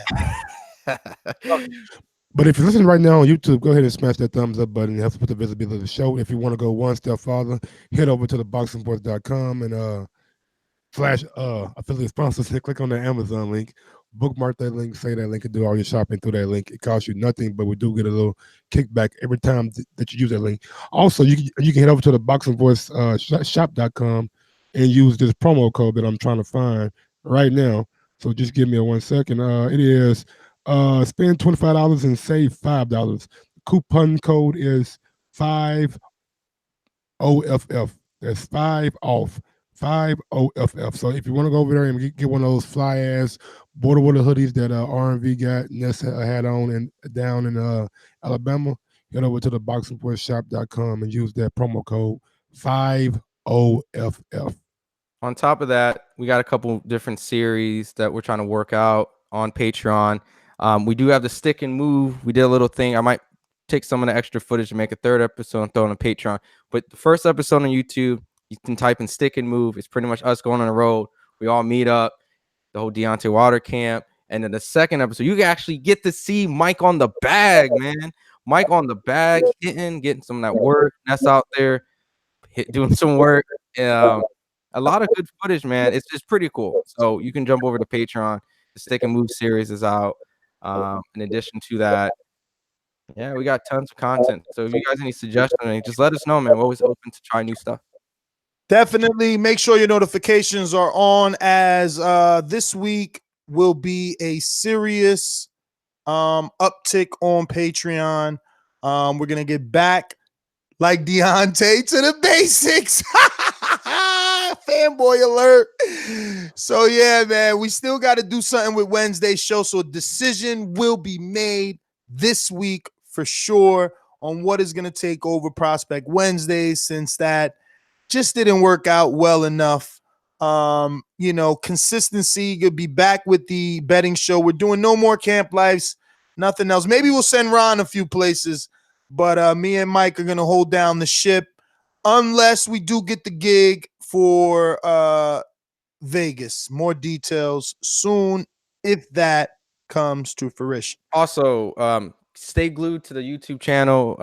Appreciate everyone getting us to 100,000. We got more interviews of Jay Diaz. I think Deontay Wilder just dropped an interview with Floyd Mayweather Sr. Shout out to Daniel Alvarez.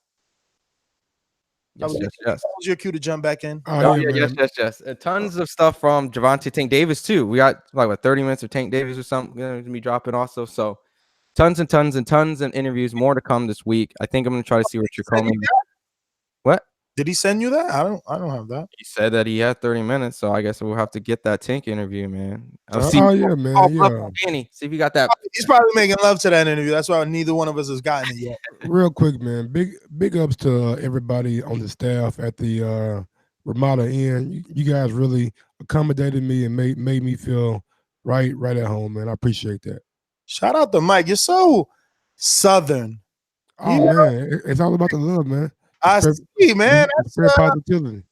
That's official, man. I told you, my Ramada.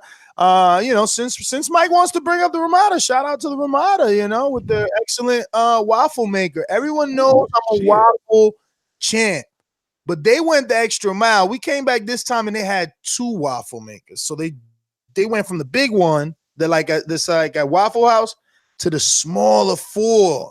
You can make 4 at once. So yeah, I fucks with the Ramada. They had the biscuit and gravy and stuff. I'm sorry, go ahead. I was going to talk about the biscuit and gravy, man. That shit was on fire, man. I didn't have any biscuit and gravy, but I can't wait to come back in the summer because they got a fucking pool. And they even got the handicap accessible pool entry for you, Mike. You noticed? Yeah, I seen that. Boom. Shout out. Anything else we got to touch on? Any more news and notes before we open it up? No, man. I think that's about it, man.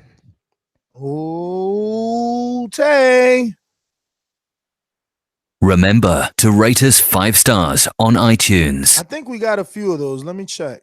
Are brought to you by El Camino Electrical Services, experts in electric vehicle charging stations. For consultations and turnkey installation, visit us at elcaminoelectricalservices.com. Yo, they hating on that biscuit and gravy, man. That shit. They tripping. They ain't never had it, bro. I'm telling you. You're probably thinking brown gravy on some biscuits. We're talking about that terrible. That white gravy with them sausage in it. Goddamn, that's what we talking about.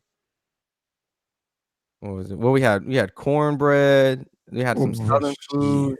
Half a slab. That was you guys over there. So we had some cornbread. Hey, I don't know what was that restaurant. I forgot whatever. But that it was Tom with Fred or some shit. No, Thomas Barbecue. Yo, I wasn't feeling that cornbread. Nah, cornbread was dry to motherfucker. It was dry as fuck. I thought we could come to the South and get the best cornbread. No, they don't use no Jiffy mix, so that shit was kind of dry. All right, I found it. So we got another review. It looks like we got 2 new ones. Let's just get this up here. Super chats open. We got 2 new ones. You want to go with a super chat? And then yeah. We got 1 super chat. It's Vito Vaz. Hey Mike, how you do your road work? Not clowning. Man, I just go out there and shit, hit the motherfucking road in my wheelchair, bro. Like hit the sidewalks and probably this week, since I'm back at home, I live by the hospital, so I'll take from my apartment complex to the red light, which is probably about mile and a half, and there and back. So about 3 miles. So probably about 2 miles there and back. So yeah, man, that's just like pretty much what I do, bro. Hit the pavement and just shit, get these arms working, get that sweat going, and get that cardio up. Then I'm going down to the gym tomorrow, sign up at this title gym that's about 4 miles away from me, and they have boxing, punching bags, and all that kind of shit. So that's where I'll be doing my training at. Didn't you go down a hill too, man? Like a steep ass hill? I know. I was gonna bring that up. He didn't bring up the hill. What hill? Oh yeah, I did do that hill. Yeah, man. Steep as hell, man. That shit wasn't really that steep. Bring it up that hill. That shit wasn't really that steep. Oh, I wish Ron would have caught it on camera, bro. Hell no, I wasn't catching up with you, man. You can see in the video, this dude Mike gave no fucks. He was doing like 12, 30 miles per hour in his wheelchair. He wanted me to run with the camera to keep. I said, "Fuck this! I'm posting up." The dude Mike was putting in that work in that wheelchair. Oh yeah, man. Let me get to the first review. It is from Big Supreme Joseph Rodriguez. He says, most definitely the best podcast around. Although we may disagree, is fair. There is no race baiting like some YouTube channels. I'm a Patreon subscriber, and I will tell you that when they call it the TBV family, that is a real thing. I recently met up with the guys in Dallas, and it was like getting together for a family reunion. If you want a show where you can let things off your chest and be heard, and trust me, the fighters and trainers do listen, as you will come to notice, then TBV is where you want to be. And if you do have a disagreement that bad with someone, or just want to experience what the fighters do, then subscribe and find out about Border Wars. Much love, TBV for life. You got another super chat? No, but I do got a response. Hey, I'm a T3, bro. My injury's at T3. Yo, I'll tell you this real quick though, and I was thinking about when I was down there. That wheelchair shit is brutal. You can't even move. You just gotta just be in the pocket and fight. Yo, Mike is about to be in a war. Yes. I won't call it that. Mike tried to get me to spar him in the chair. I'm like, man, you crazy, so I'm not getting in that chair. But I got on the bench and whooped his ass, y'all. No video footage. You don't want to talk about that. No, ain't no footage of it. No one gonna leak the sparring footage. We ain't going to McGregor Paulie. We ain't going to McGregor Paulie. Nigga said he beat me in the gym. Okay, all right, beat me in the ring. Nigga, get in the chair. Strap in. Listen, what made me say all the work happens in the gym. Hey, Ron, you know what did Broner say? Ron was watching some throwback TBV interviews on the ride back. He found the Broner interview where we were asking about, Earl giving Mayweather a black eye. And what he said, nah, man, what happens in the gym stays in the gym. And if he got a black eye in the gym, that means he got good work, because all the work happens in the gym, Mike. So it's all right if you took a couple lickings in there. You know what I'm saying? Yeah, man. I can't wait to see you again. Yo, I just have to bring this. Hey, tell me why, man. Tell me why, nigga. I had this nigga Ness shook, right? What? Nigga talking. I'm gonna tell you what happened, right? Nigga Ness was talking shit nonsense. I said what I said. Nigga gonna smack me in the back of the head. I turned around. This nigga jumped back 16 feet. I said, bro, why you running for? You know why I'm running. I'm like, all right. So you want him to hit and run, niggas? All right, bet. It is what it is. Hey, I'm a Floyd, baby. I use the ring. Nigga, we was in a hotel room. What you talking about? Hey, yo, a fight's a fight. You know what I'm saying? Gotta use all the space around. Nah, man, Mike's my man. We got another one coming from the UK. Oh shit! Shout out to Deej. Let me go ahead and play that in memory of Deej. Joseph, you ain't got no intro, so I couldn't do that. But nigga, when my name come up, respect it. God respect that. God respect that name. But he said the best boxing podcast. Actually, we're gonna go back to Joseph's, and his title is also the best podcast around, and it was a 5-star rating. This one is the best boxing podcast, 5-star rating. Essential listening, he says. You're not going to find a better podcast than this. Factual, opinionated, and most importantly, the voice a diverse number of fans. The team are consistently landing exclusive interviews and are usually consistent. The first to comment on breaking news. 5 out of 5. Thank you, Deej. Time to hit these callers. Yo, IMO Sports said you got the footage, Mike. Which one? The spar interview, and that's on the bench. That's what IMO Sports said. Man, niggas always recording this shit, man. God damn. Get the camera on you guys. Man, this nigga Ron is the worst, bro. I ain't seen Ron since I was Vegas, nigga. I'm coming out of Waffle House. They finna pick me up. Nigga Ron got the camera in his hand, and nigga ain't even said hi to a nigga. And Ron is not if I need somebody to like ride with and like somebody to like put my chair together, Ron is not the guy that I want to be ride with me. Don't do put my chair together. Yo, for everybody who thinks Ron's a nice guy, I don't know if he is, bro. And if he is to me. I don't know about Mike. I mean, the times that this dude got out the car and just walked off, like if Mike was going to get up and build his own chair, It was crazy. No, forget that. The amount of times I try to help Mike will ignore you. He would say, "No, I'm good." This dude Mike would make an attempt to the trunk to get it. No, watch the stick and move. I'm telling you, watch. I got footage. That's why I record. You hear all these stories, all the boxing fans, they hear about the sparring, all that stuff. You want to see footage? I got footage of stick and move on the YouTube. I'm asking this dude, Mike, do you need help to get over the sidewalk? He got a big ass duffel bag. He ignores me. Nothing. Doesn't acknowledge me. Guess what happens? Duffel bag, phone, all over the fucking floor. And, hey man, you want to record this, Rod? Hell yeah, I'm gonna record you ignoring me trying to help you. It wasn't secure. You know what I'm saying? I had. Now it's like, Ron don't help, but I got it all on camera. You dropping everything. Yeah, it shit happens, man. All right, okay. But yeah, man, Ron's a good guy though, man. Ron's definitely a good guy.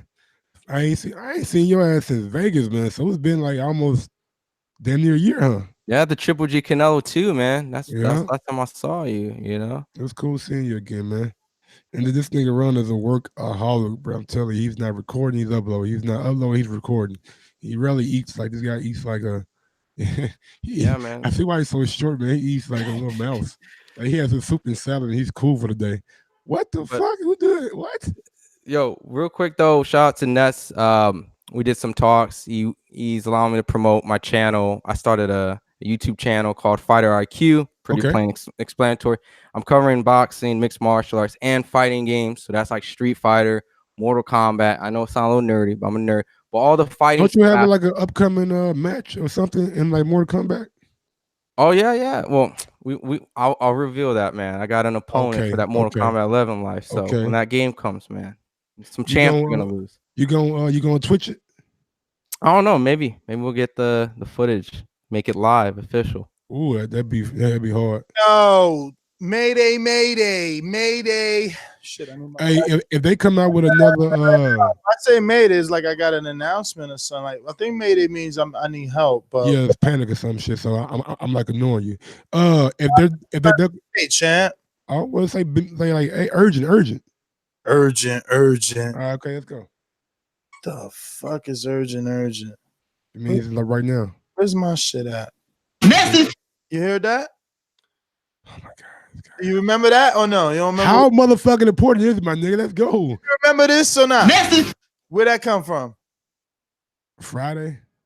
Nah, ain't that don't be a minute? Don't be a minute why I don't drink juice to top of the Yeah, that's when he was walking by and he was just like, was he throw the mail or just order? The random messages the director would make, like message, you know, whenever it was like a cliche. But anyway, Peter Quillen just texted. He says he's gonna be on Fox Sports 1 right now at 8:30 Eastern time. So they're doing a special on him. So I'm booting up my TV here, which I didn't have on. Got the Caleb Truax fight. Yeah, you got the Caleb Truax fight coming on, and Fox Sports 1 doing some. Yo, my dog over here on my foot. Hey, you know what? Real quick though, you know what bothers me? This Friday was kind of weak on the boxing, and now this Saturday is gonna be fucking stacked. You know why though, right? Like what the fuck? We got Loma, But Clarissa, you know why though, right? Peter, Quillen. Is there a DAZN card too? Like what the fuck? But you know why though, right, Ron? Why? The NCAA had a game on Saturday night. You ain't about to go up against that shit. So, damn, is that much boxing, huh? I keep wondering, should I go to this Clarissa fight? But I think you should. Why? You ain't gonna do a live fight chat? Yeah, I'm definitely gonna. That's a foregone conclusion. I'm definitely doing that shit. So if you do a live fight chat, it's gonna be without calls if I go. True. I mean, true. But we also got my guy Jaime Munguia on DAZN that same night. Jaime's that. See, so that's the DAZN card right now. Yeah. And Peter Quillen fight that night. I know Peter Quillen, Lomachenko, Jaime. Loma on Friday though. Yo, this is dope. They gave like a 24/7 on Fox. Yeah, looks good too. The production. They've been doing that shit. Where he get snow from? Probably training in like Minnesota, I think. Wow, what are you doing? Nigga talking to his dog. Yo, ain't playing games and shit. Hey, yo, shout out to Ness, man. He was playing some old school dipstep in the car. I know Javi was saying like, or no, I think Mike was saying Ness was playing some bad music. Yo, he was playing some Dipset, some Beanie Siegel. Let me tell you something. I had Lloyd Banks. I had an epiphany driving down that highway, bro, and I realized that I'm the dude that I used to watch. Except when I was in my hood, the older niggas was playing like whack ass Eric B and Rakim and all that whack shit from back in the day that they swear is dope.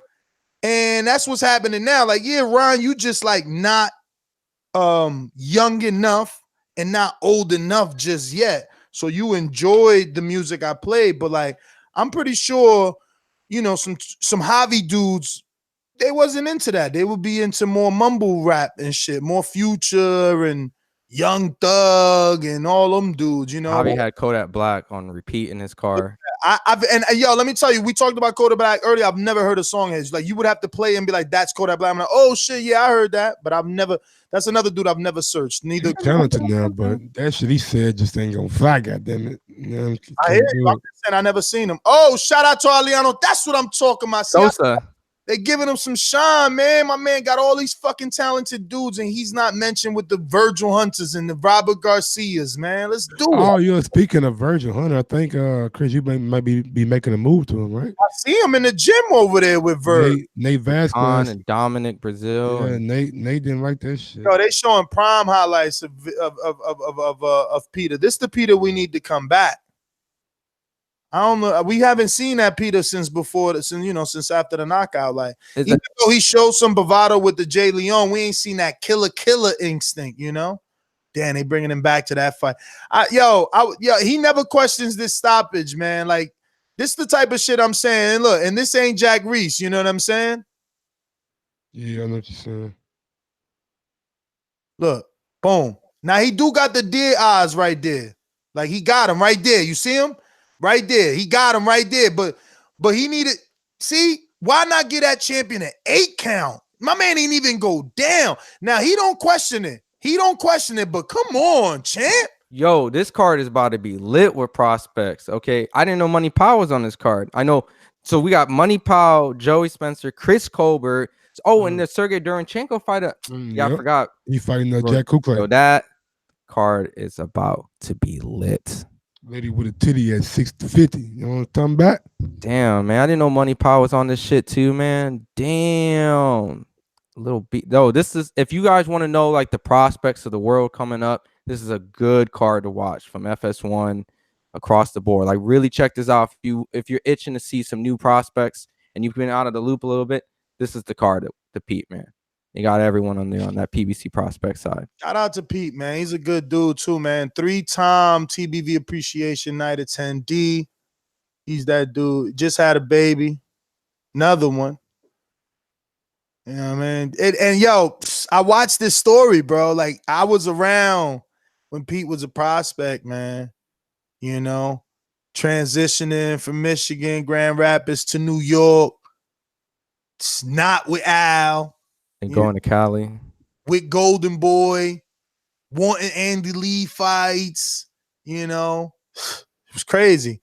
At one point, he was begging for that Gennady Golovkin fight. And then, you know, Golden Boy signed him, and they gave him a path, and then he got with Al, and it was over.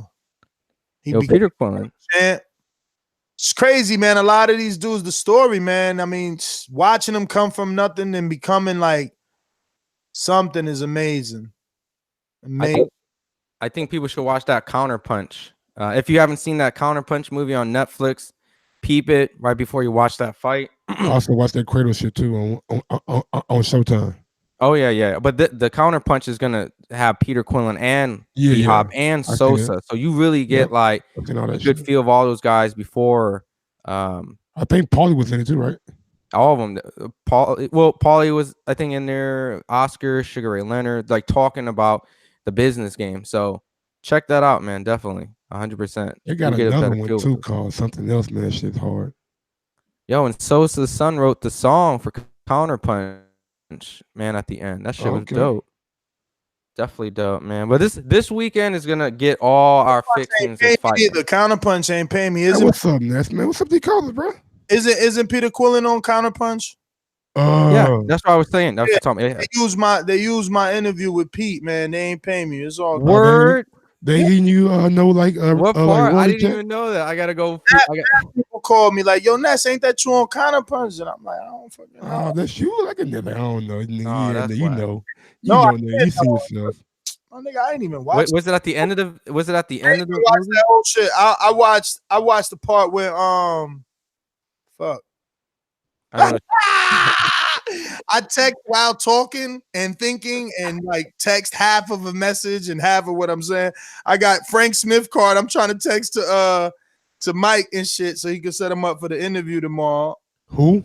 And then I'm texting somebody from Border Wars. So I said, yo, one is competition, the other's for Frank Smith. Wow. I was supposed to say one is for competition, the other's for sparring. Trying to get some eating. I'm hungry, motherfucker. Wanna get these callers, man? Yeah, I ain't ate in like 2 days. They've been itching to make a call in, man. They've been itching. They ain't itching, man. They ain't. I don't see nobody on Skype but one person. Oh, word. Okay. Who we got on Skype? Let's see. Who's on the Skypey over there, man? I don't know. I need to like address this. Okay, let's see now. What do we got? I do my best.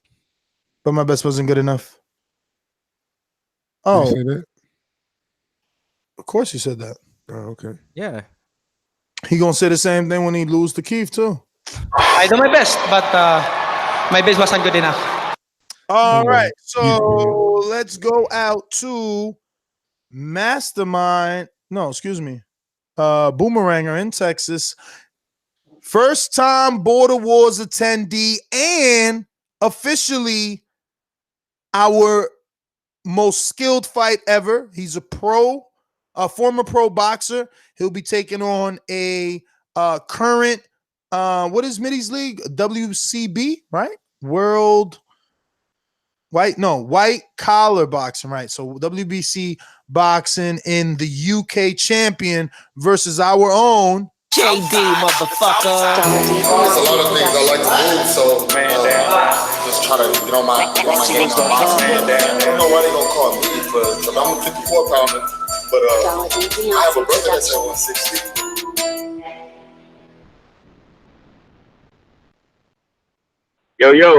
Yo, what's the damn deal, fellas? It's been a while, but yeah, let me jump straight into it, man. I got a few things I wanted to touch on, which is for one, I'm looking at, I think it's BT Sport or Dazn. I don't really remember the topic or the title, but they putting out like some good promotion for Amir Khan.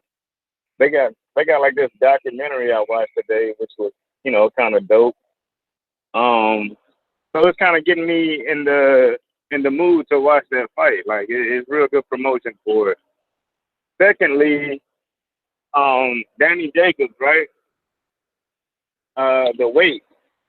That is as expected. I just want everybody to make the weight for that fight. And another thing I want is to gloat, right? Because a lot of people was shitting on Team Jacob because he signed with Eddie Hearn and people didn't like Eddie Hearn. But in my opinion, it was the best move to get the fight that he got. You know what I mean? And I also been saying that Charlo should do the same thing. If you at 160, it just makes sense. You know what I mean? To go to where the money is. So, and lastly, I wanted to say this, man. About the disrespect with the Kodak Black situation. That is exactly how I look at Mayweather. You know what I mean? Like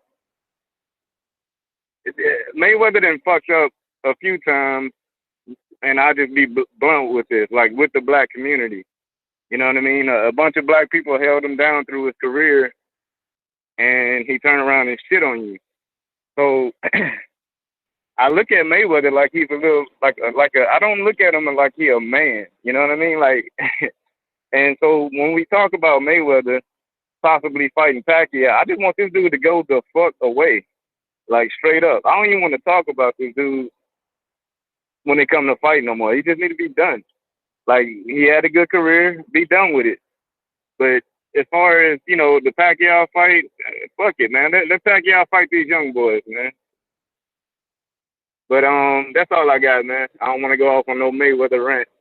But fuck Kodak Black. And shout out Danny Jacobs. All right. Well, thanks for calling in. We're going to go out to Canna on Skype. Talk to me.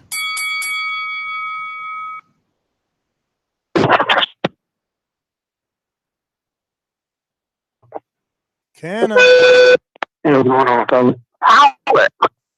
What's going on, bro? Shout out, doing the camp thing. Yes, sir. Okay, man. Your phone, like, I want to say you crazy. Breakfast talking about maybe going to. Canna, you're going to have to call in again, brother. You got a really bad connection. You just sound no bueno. We're going out to Troy in Baltimore. What's up? What's up? What's going on, Troy? Hey, how you doing? How's the training going? First week, man. First week down, man. Feeling good, man. Feeling like ready for this next week. Yeah, it hurts, doesn't it? Yeah, your arms hurt like a motherfucker. Yeah, I know. But I'm not surprised that Wilder's going back to basics, because I don't think he ever got to basics in the first place. I just never thought he had any respect for. He's a likable enough guy, but I don't think he respects the sport because he had that power to live on. Now that he's stepping up in competition, he has to step up in competition consistently. Say what you want to say about Brazilian. You know, a lot of people have blown him off this easy fight.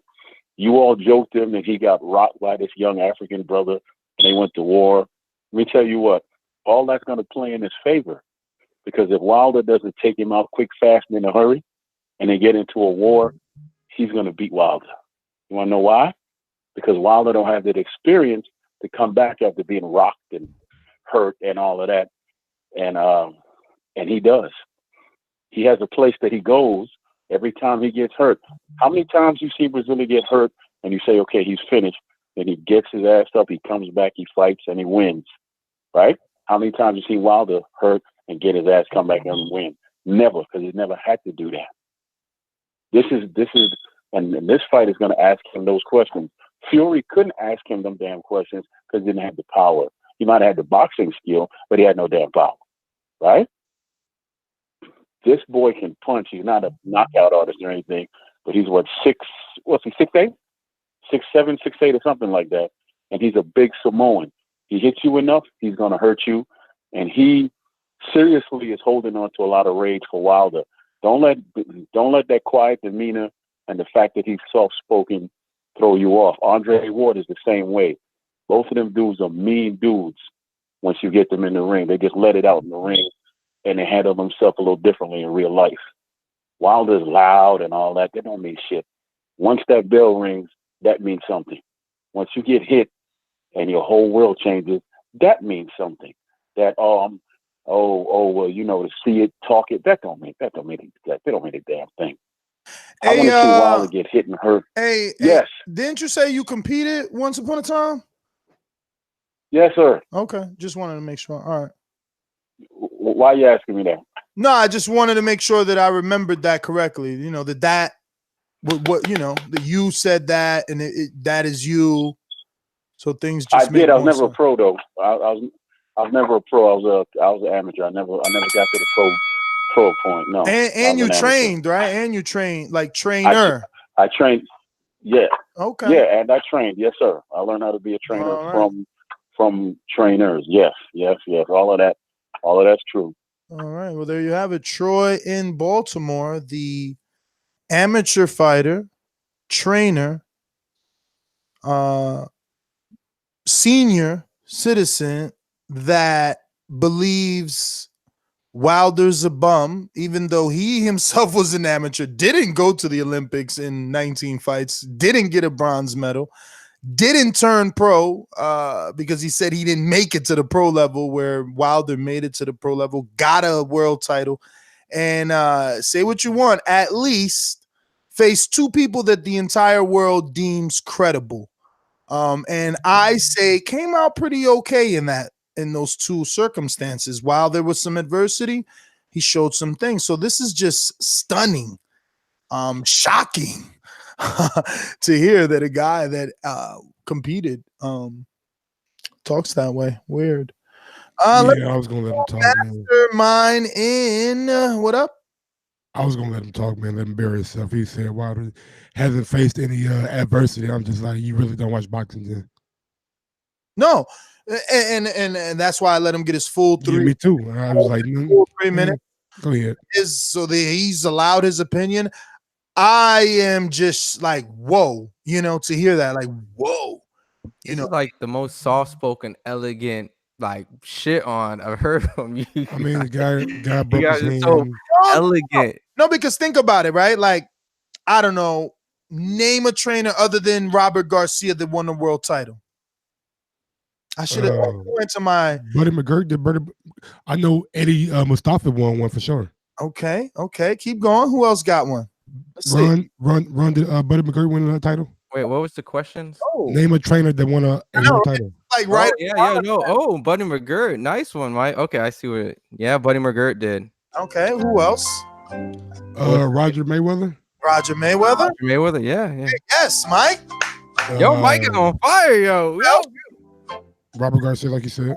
I said that. Oh, Mike. I'm done. That's it. Yeah.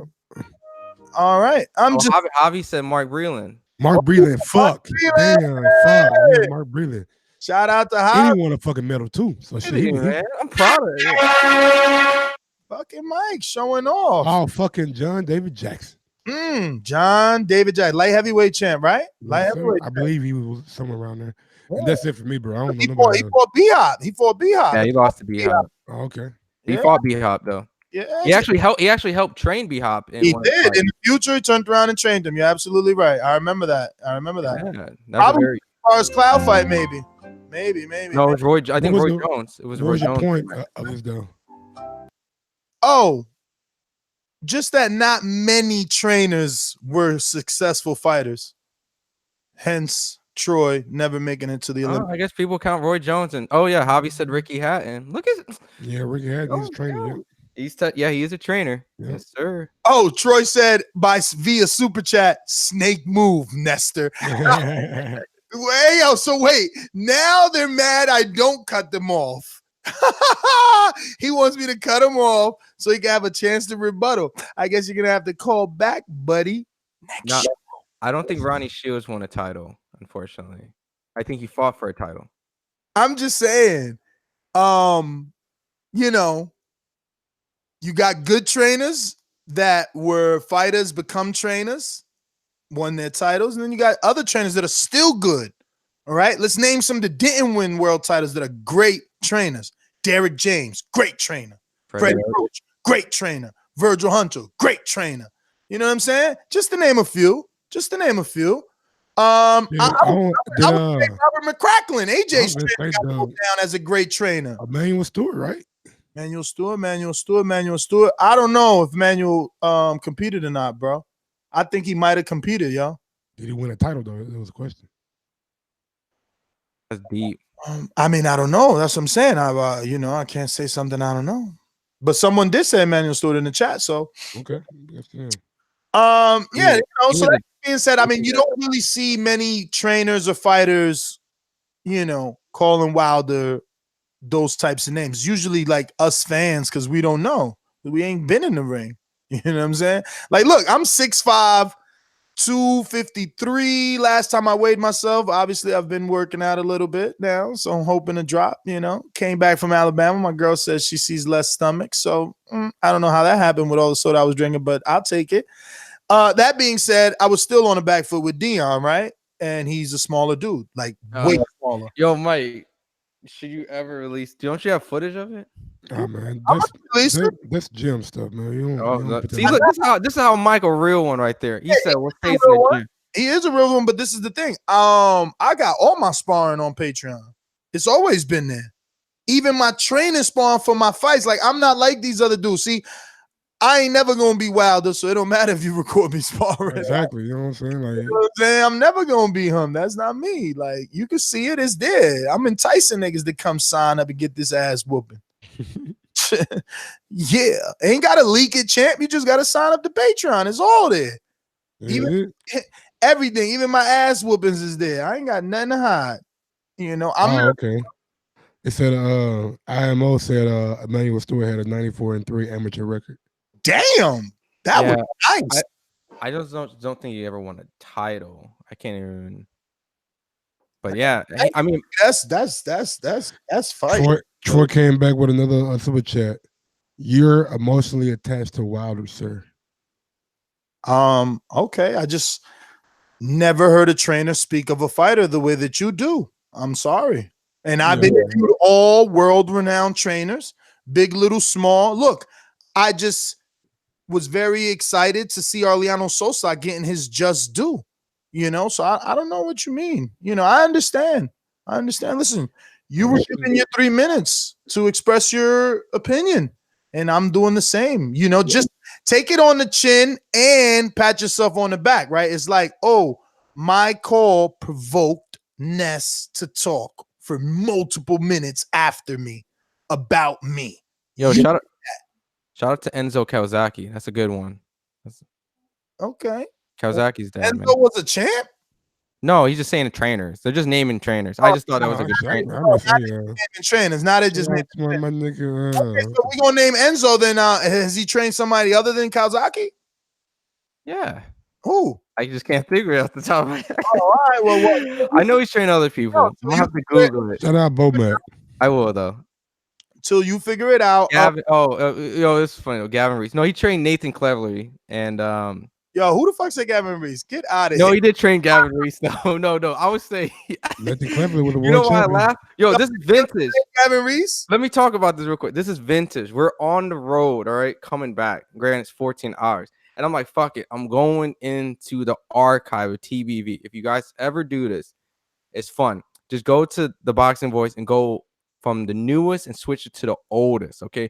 You're watching all of the oldest when TBV started. You get to see old Ness. And 6 fucking years ago, Ness is interviewing Eddie Hearn for the Gavin Reese and Adrian Broner fight. And it's classic, bro. No, it's so classic because it's like you see glimpses. You've been knowing Eddie for 6 years, nigga. Yo, and Eddie's been throwing shots at Ness 6 years ago. Look, you lying? No, I'm being dead serious because I'm telling you, it's a long fucking car ride. I gotta like keep the car ride entertaining. Bro, you see why I go to sleep, right? Nah. No. As I can't let a man drive 14 hours by himself. He was gonna let you drive by yourself sleep, nigga. No.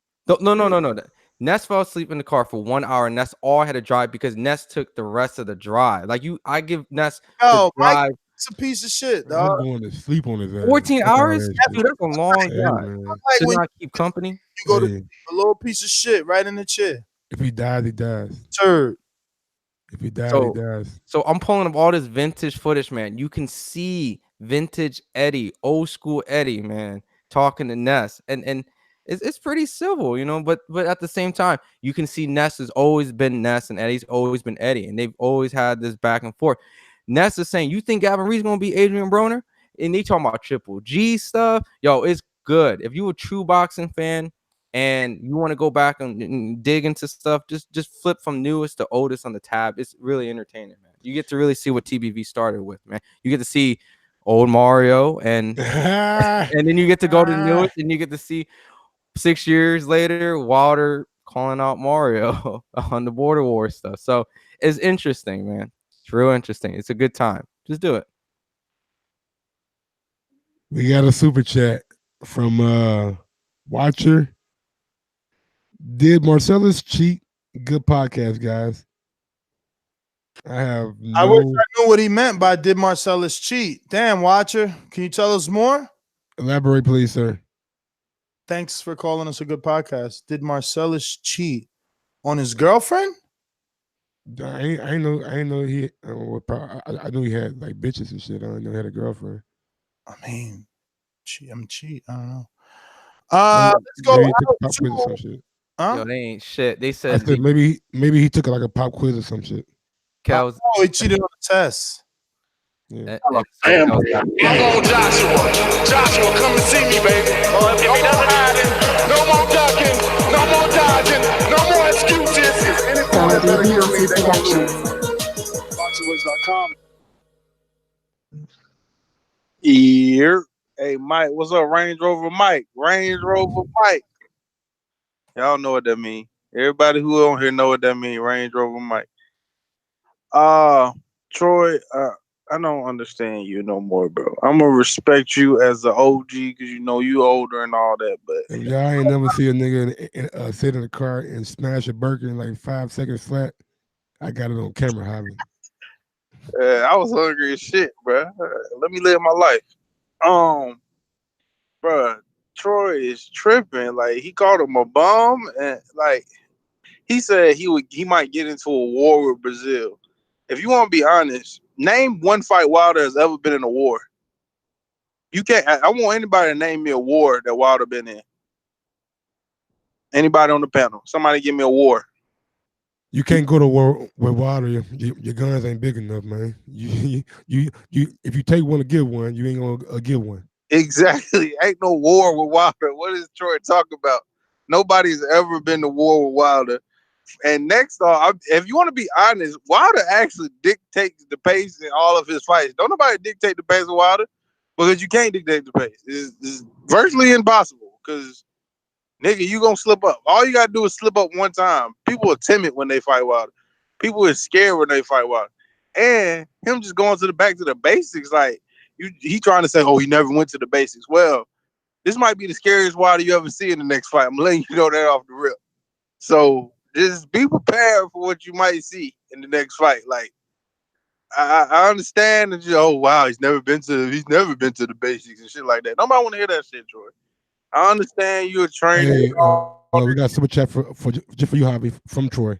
Kiss my RV. Kiss his RV. Yeah. The fuck that mean? Old niggas be tripping these days. They just make shit up these days. Anyways, Troy, I don't know why you mad. I said I would respect. I mean, an RV isn't an like one of those mobile trailers? Isn't that an RV? Why the fuck am I gonna kiss? Maybe he meant his rear view. Oh, kiss my. Oh, is he calling RV? He calling RV an ass. That's what he doing. Damn, RV, you gonna let Troy just do you like that? Oh, that's a double super chat. Oh, okay, Javi. I see what you did right there. Stone. I see him. I see what you did, Javi. No, Javi, it was Troy. He's saying it was Troy. No, but Javi like decoded it for us. Oh, yes. That was yes, he did decode it. Troy, I just decoded. It's cool, Troy. But hey man, y'all cool. You know, I fuck with y'all in Alabama, you know. Saw y'all nigga, you know, real shit. You already know TBV. We in this bitch. That's about it. That's about it, man. Fuck with y'all. Catch y'all later. Next time we see you, man, bring your gloves and wraps. You get in there with him, Mike? I mean, we can spar in the chair if you want to. Ooh, Dominic in Seattle. Hey, yo, what's good? Hey, yo, last time I checked, I was watching the interview you had with Deontay Wilder. He was talking about how he had to eat more and stuff to gain weight. Hey, yo, that shit is really good coming from a tall person. We lose weight hella quick. 6 times a day is so hard. That's the hardest thing ever, is eating 6 times a day. And when it comes to, Floyd Mayweather and stuff, I respect him, you know. I think recently he just started his own fitness club. I think that's what's up. You know, first boxer to kind of do that. And, that's my call. Good call, Dominic from Seattle, man. Appreciate you calling in. Who we got next on the docket, big dog? My nigga next over in the Danny Border Wars chat, man. This shit don't never sleep. Yes, because Jose is trying to cheat. Listen, I wish he was listening to the show because Jonah Carl just fought Tevin Farmer. Beards are up to fighters and promoters. The commission will bring it up. But it's up to the fighter and the promoter if they want to push for a fighter to cut his beard. You can't compare that to headgear. My man trying to come into a competition with sparring headgear. It's not the same. It's padded differently. You won't feel the shots. You would be at an advantage. Stop your fucking cheating. Bunch of pussies out here.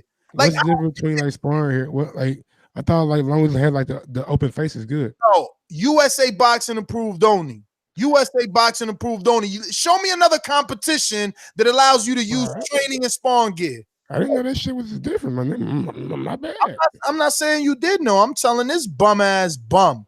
Oh, Jose got some headgear for me. I'm gonna need a headgear, Jose, if you're listening. He ain't listening. Big Trap, talk to me. Hey, y'all, what up, man? What's going on? Hey, Ness, what's up with Spence coming for you and Kenny? Yeah, I've been saying, nigga, ain't you the nigga that put it out there? Who's this? Big Trap? He ain't the nigga. I ain't pushing. Okay, it was somebody else. I mean, what you talking about, Big Trap? Tell us. What you mean? Look at Ness. Here we go. Okay, just tell it, man. Go ahead and tell it, bro. Go and tell it, man. What happened to Ness? Fucking Ness. Man, so Spence posted a video on Ness talking about they gonna do what, 50,000 pay-per-view buys? Ness said what? Bottom of the caption was like, Ness said Spencer Garcia's gonna do 50,000 pay-per-view buys, and the bottom of the caption said Nester Gibbs is a Spence hater. So what's up with this, what y'all got going on, man? He said that on camera, bro. 50,000. Yeah. Oh my god. And who'd he say this in front of? Kenny Porter. Damn. Ness the fanboy. So Ness Team Porter? Ness Team Porter, from what it looked like. Man, this nigga. Oh my god. No wonder Earl blocked us on IG then. Now it's coming out. Okay. Man, Ness know this shit. Nah, Ness didn't know. He was shocked. Spence on your neck, Ness. Hey, I might need to put the little guys next time you're around Spence. Hey, yo, I'm just glad my profile is raising, champ. I'm just glad I woke up in Alabama. You know, I show wild. I'm like, oh shit, my profile raising. Spence just posted me on his IG. Like, I'm just happy my profile raised. I'm just happy my hard work is starting to, make waves. Because listen, I could be labeled the hater, but I guess the logical, sane person in the room is the hater. The one that didn't want us as boxing fans to pay for what the fuck we knew was gonna happen. But let me rephrase that. We thought he was knocking him out, but I'm a Spence hater. To this day. How's it logical though? To this day. To this day. Yeah, I'm a Spence hater. Yeah, but how's your estimate logical though? When you fucking 200% off. First of all, 200% off. Damn. Check it out. First of all, what they did, which was cute, but it was funny to me because it's like, damn, my profile really raised where they edited up my video, cutting it up nice and neat, because that was a hypothetical. I was talking to Ken, and we was like, well, if Terrence and Victor Postal did that, this dude and this dude is more popular than them. Like, we were making a hypothetical, you only get a minute on IG. Not to mention we weren't factoring in Fox. Like, remember, no one knew it was going to be Fox. Think about that. Deontay's was on Showtime. Yeah. So you saying you were right? I'm saying I helped them get there. I made them think. Jesus all my interviews saying that this fight was a sham, made them promote harder and help. So Nester Gibbs made this fight what it was. Nester Gibbs 400,000. 400. No, run 434,000 be exact. I'm high on myself. I mean, I was the only one out there. I got the new actively, against this. I was the only one asked the executive what he expected it to do, and that was Showtime when I asked, right? He thought he was getting it, right? Let's not forget all of this. When I interviewed Ken that day, I interviewed Espinoza that day. He assumed he would get that pay-per-view. But we didn't know, again, that Fox was a player. We didn't know that Keith Thurman could come on Fox and do fucking $3 million almost with a tune-up. Let's stop playing games. Like, the fact that they did good is great. We got a new star, but like, we weren't expecting Fox. Hey, narcissisticness. You the reason why we got all these pay-per-views and shit. Because you the one who's in Kenny Porter's ear talking about pay-per-views. So you the reason why. Yeah, you're right. You know why? You know why? It, You know why? Because they trying to make this dude a boogeyman, and maybe he is. But you ain't a boogeyman if you offering the little man a pay-per-view. Offer some of these big dudes a pay-per-view. See if Keith won't jump on a fucking pay-per-view. See, a little man too. Brother, how's he a little man? Brother, you could call what? How is Sean Porter a little guy? What? You could call the 165-pound Sean Porter that beat Usyk and Daniel Jacobs, dropped him 7 times in the amateurs. Little all you want, but offer them a pay-per-view. Offer Keith a pay-per-view. Offer Terrence a pay-per-view. Offer Sean a pay-per-view. See if they ain't gonna turn it down or they gonna take that fight. Boogeyman. I'm a hater though. I'm a hater because I'm talking the truth. It's all good. Man, you just sound like a little bit of a hater right now. What am I saying that's hateful? I mean, I'm the one that made them do 424,000. Come on, bro. That was entertainment, man. I know. I'm just fucking with you. No, that's if he can't get that, then he really don't like me. Hey, like to be fair, you had Derek James come on the show following that, and he was like, not 50,000. So there's not. That's what he meant by that shit. Okay. Because I make waves, champ. I make waves. Not 50,000 waves, man. I wonder why you keep on saying that shit, Ron. Oh, you didn't know that? I knew. I just didn't see the footage. Why And you when the ain't footage saying came nothing to out, me? I was like, oh, there it is. Because I didn't want to dig for it. I would have started clowning this on interview. air, nigga. Like, yeah, this, not 50,000, nigga. Hey, Mike, the funny thing is this, right? Because I'm so popular, Narcissistic Nest, right? Narcissistic Nest. I'm so popular, right? I'm the only one that has to be pinned down to a prediction that was made before there was an actual fight. My Thursday prediction, that don't count no more. The one I actually made about the fight, the outcome and the pay-per-view numbers that we predicted, only y'all sticks. Mine's ain't no good. I got to resort back to the following year when I had an interview on the top of a rooftop of a hotel in New York. That's my prediction. But that's cool because he raised my profile, Just lets us know he woke up with Ness on his mind, and you listening to the right show because of that. All I'm saying is if Errol Spence fights Sean Porter, I'm happy. If Errol Spence doesn't fight any of the champions or, allegedly fights another smaller guy, I'm not happy, Next up, AJ. Let's get that Sean Porter, man. This shit's we want to. I like Spence, and I think it's that time that if Sean Porter says he wants to fight, call his bluff because you got in the ring with him in the previous, Sean Porter fight and said you wanted to fight. I understand why you took the Mikey Garcia fight, but now if you get the Sean Porter fight, my dude Spence, get that Sean Porter fight, man. Get that. Let me go to Boomeranga Oliver in Cincinnati by way of Bermuda, or Bermuda by way of Cincinnati now. How's everybody? Good. Good. What is the topic? The Earl Spence or Deontay Wilder? Which? Everything, man. We got a lot. We talked a lot today. Pacquiao signing the Rizin Promotions. He's gonna get a little tension fight. Oh, is that the Japanese promotion? Maybe. We don't know what it is. It's a Japanese MMA. But we don't know what exactly he signed. Like, him in papers. Like it could be anything. He could have his face on the mat just for the fuck of it. Like we don't know. Gotcha. Well, look, I haven't been on in a minute. I've been crazy busy. I just want to tell everybody to sign up for Patreon, hit the like button. I really appreciate you guys putting on because I've been catching the shows afterwards, so I still feel like I'm up to date. So I just want to thank you guys for continuously putting on. Quality content. And where the fuck is Mario? Like after he didn't show up for Border Wars, like I haven't seen him. Where the fuck is Mario? He fired himself, dog. Like he literally didn't show up with no explanation. There was at least 24 people texting him and him corresponding back and forth. Like, yeah, we gonna meet up. I'll meet you here. And like he just ghosted everybody. It was some weird what was that MTV show name? Catfish, some weird catfish shit. That's what it was. It was like time to meet him, and he never showed up. Got you.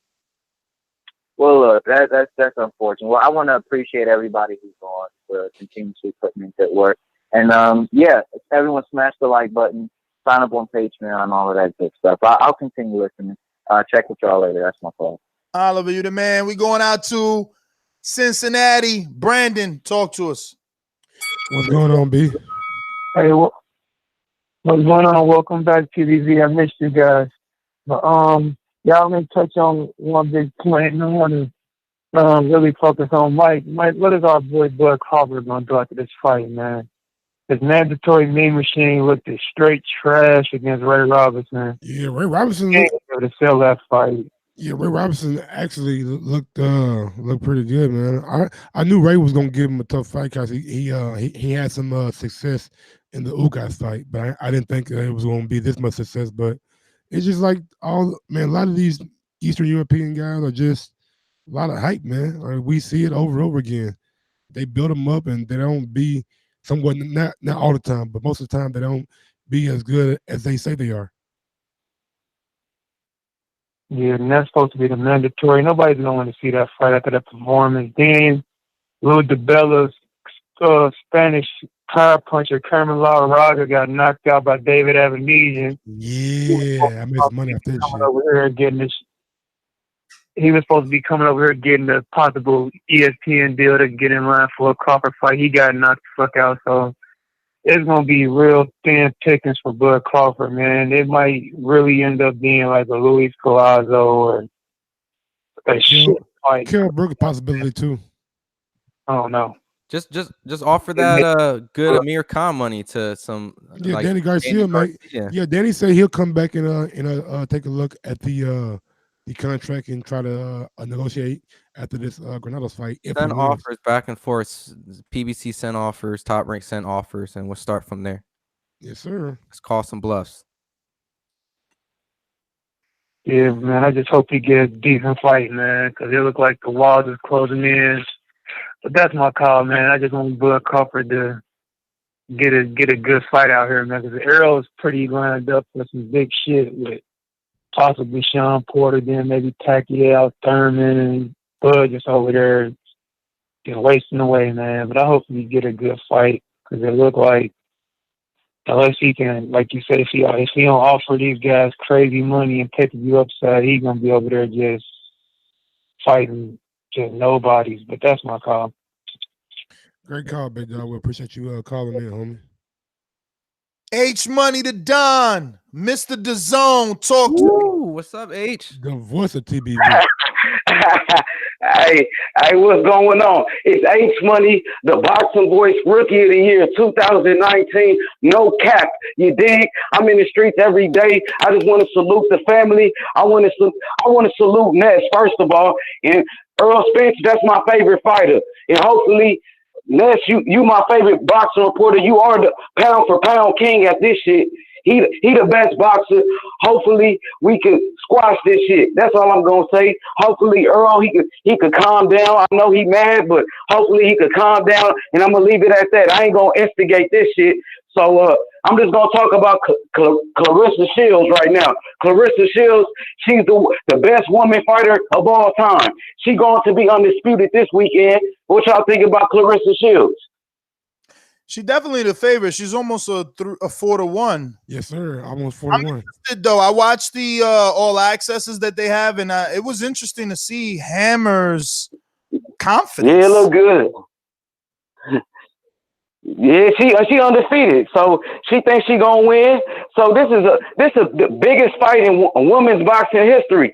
So hopefully we get a good match. I think Clarissa Shields gonna knock her out. And Clarissa Shields, she fight on HBO, she fight on Showtime, she fight on Dazn before, and you know I'm Mr. Dazn, you dig?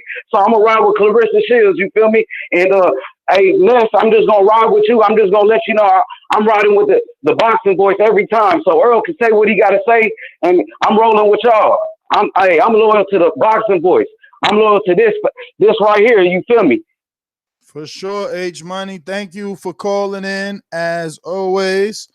H Money, man. Always bringing good energy to the show. Yeah, every time he calls, he bring that motherfucking fire with him. Yeah, it definitely does, man. We need an H Money intro, man. That should be hard. Actually, H Money. Rapper, he need to come up with H Money. If you want me, you know what I'm saying, just to plug you real quick. Wilder brought you up, homie. brought you up specifically. You know what I'm saying? Oh yeah, he definitely did it. He definitely brought you up. I ain't put out that interview yet. He did. I forgot. Yeah.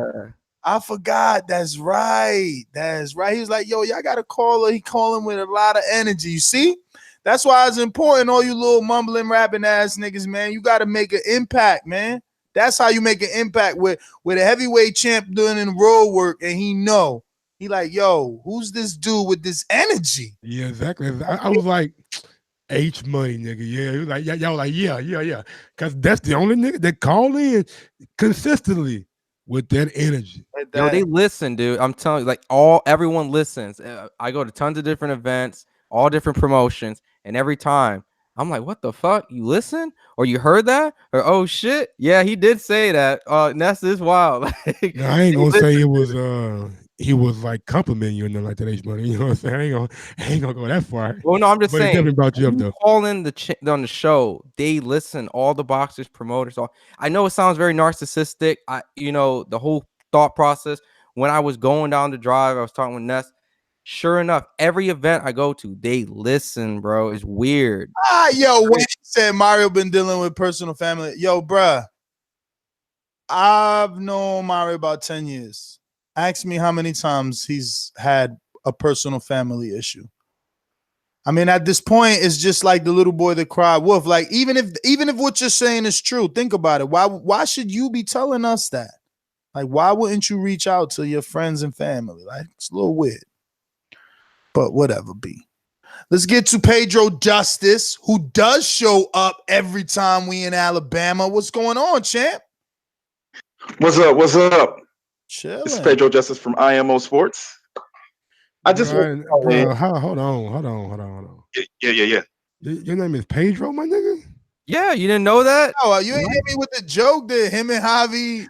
What the fuck is going on down in Alabama? They just naming niggas.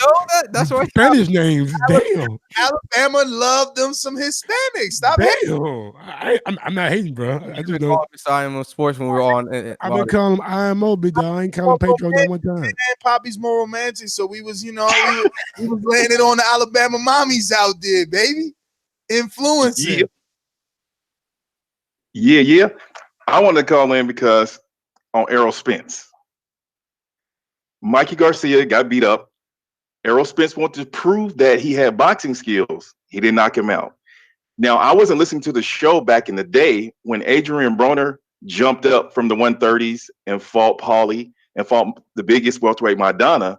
What kind of energy did you guys have for Adrian Broner at that time? I'm just asking because I wasn't listening to the show at the time. To be honest, I didn't make any type of predictions around that time. I think the only person that probably would have a prediction idea is Ness. What was your predictions for Broner and Paulie to do viewership? Because I don't think they had they didn't. That wasn't on pay-per-view at all. I watched that shit on YouTube, nigga. Like, it's on Showtime. It's on regular Showtime. A year and a half ago. What were the numbers? Do you know what they did on Paulie and Broner anyways? Because I know there was a lot of hype on that because of the Jessica thing. Oh yeah, now the press conference, nigga. I watched that shit like a year and a half ago, nigga. I actually went back and I seen like the post fight with the side chick. And stuff. I was like, man, let me go back and watch this fight. So I watched the fight, then I watched the fucking build up to it. I was like, fuck, this shit had to do some good numbers. So what were the numbers? Do you know, Pedro? I don't know. I remember that time like Broner were usually around 1 million. Somewhere around there. Nah, usually. It was good. I want to say it was good. It was a great fight. I was live at that event, and I respect. I was live at that event. Man, I got good videos at that event. But I actually respect Broner and what he said post the Earl fight because it's true. It's absolutely true. Like no one has given him a pass for losing to Maidana, for stepping up to Maidana. Like. Let's not act like Bradley didn't duck Maidana. Devin fought him. Khan fought him.